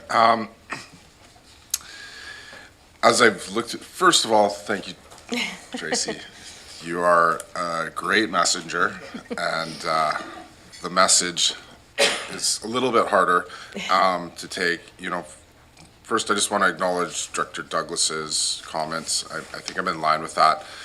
Just going to point out a couple just really general things, and then I have a question for the chair. We're not delving into the budget. No, I'm not. Can I make some high-level observations and then ask a question? Can we go right to the question? Sure. I'm just asking. Yes, yeah, sure. No, that's fine. It appears to be significant increases, and I am curious if we can take the temperature of the board on the direction that we've given back in May. Are people still feeling the same way? Perhaps a plebiscite? That's my question. Well, I appreciate that, and I think on December 4th and 11th, and prior to that, a EASC, that'll be your opportunity to gauge what your comfort level is. Follow-up, can I have? I just, if the board wants to continue with sort of the direction we've given, great, but I just giving staff time, like, I'm suggesting perhaps we look at finding more savings, would be what I'd be curious to know what the rest of the board thinks. Appreciate that, and I think we will have that opportunity to move forward with those enhanced asks, and that will be our time to stay to a mandate that was given, or to look at those supplemental enhancements. So I've used both words there. To the question, because I do have a speaker's list. Oh, sorry, no, just to get that. Okay. Are you okay with that, Director McClinton? Or are you trying to ask me for a vote? Well, yeah. Because I will not do that. Okay, but I'm not talking about the supplementals. No, and we Okay. gave the mandate for the core. Yeah. And so moving forward, that's our chance for the enhancements to bring forward the argument from senior management team on why it is needed. Is it within the strategic plan? Is it within asset management? That is where we will make the decision. And if we feel that those are important within our strategic plan and asset management, then it is the will of the body. But I certainly do appreciate your concerns moving forward. Year 3 is a major impact on regional recreation. It's taken us 25 years to get here, and this is the last year that I'm going to talk about it. Offer something that may assist. I just wanted to make the point as you go away and think about this between now and December. The staff took it very seriously that the mandate was for a service maintenance budget. So although you've received a list of service enhancements and capital asset management investments, those are also service maintenance level requests. So for instance, adding services to our body of services in utilities and solid waste puts a loading on corporate services. Therefore, you need more people to process invoices. You need more people to process procurement, that type of thing. Those aren't additional asks that are necessarily outside of what's already been approved. I just wanted to make that very clear point. And so as you see those come back in December, it's really maintaining service level is what you see in front of you. And don't take me wrong, Director McClinton, I'm just being hangry. Director Wilson, I will hold you to the point, though. Thank you, Mr. Chair. Tracy, did I hear you say that Parks and Trails were taking a look at the numbers that we've got presented here on these here? To the chair, to Director Wilson, no, they'd already looked at them when they had They'd presented already them. looked Yes, at them. yes. There, okay, I'll Yeah. come back to that one when we get to the next board. Thank you. Thank you. Okay, moving on, please. Ms. Boyd. R7 report from the Facilities and Transit Division regarding Level 2 electric vehicles, charging stations, management, and usage fees at CVRD-owned facilities. There's a recommendation to the board. I think I have a mover on the recommendation and a seconder. Questions to, yes, Director Morrison. Yeah, an analysis of the Cowichan Lake Sports Arena facilities and the proximity of the new Town of Lake Cowichan electric charging station, has there been any thoughts by staff to simply, remove it at end of its useful life, the charging equipment at the Cowichan Lake Sports Arena? Sure, it's a convenience, but we've got brand-new infrastructure a couple of blocks away. The Town of Lake Cowichan is taken care of. It's a money loser in not a big way, but I'd be supportive of looking at that. Has staff considered it? Thank you. We haven't specifically considered removing stations at this point, or relocating them, or ending them at the end of their service life, but that's one of the questions that we're posing to the directors now, and you bring up a good point about proximity to other services. Mind you, Duncan does have similar proximity to the DCFC or the level 3 stations as well, but does report higher usage. So we haven't specifically analyzed that component through this report or this exercise. So as a follow-up, can we have that discussed? Will we be having a discussion about this in 12 months so that that can be revisited? We could, I'm sure. It's the will of the board. If you would like staff to come back with that report, I'm sure that would be perfect. And let's just be clear, it's a BC Hydro charging station, not towns. But we're very thankful for it too, high speed. Director Ishdash, please.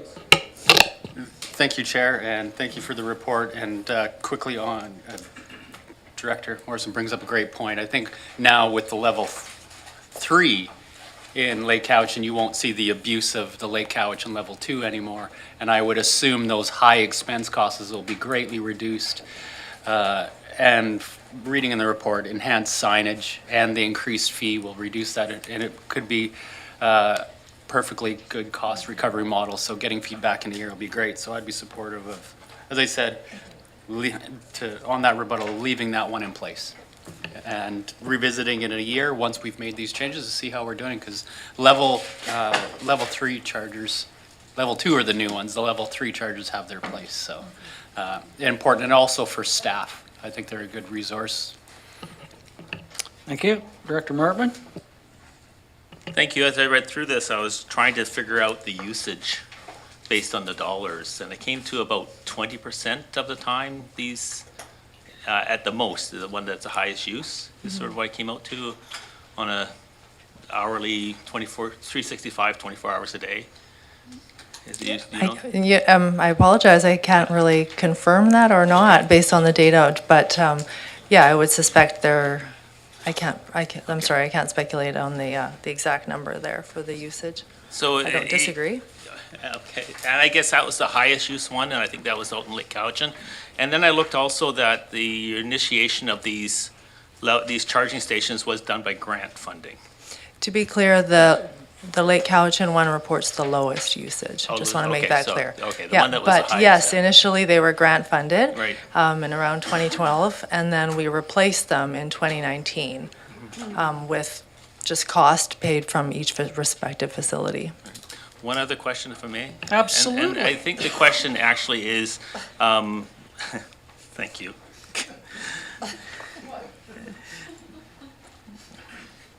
Is that, does the CVRD, is this built into their needs plan for their staff to use these? Like, is this a requirement that we need to have staff vehicles being charged?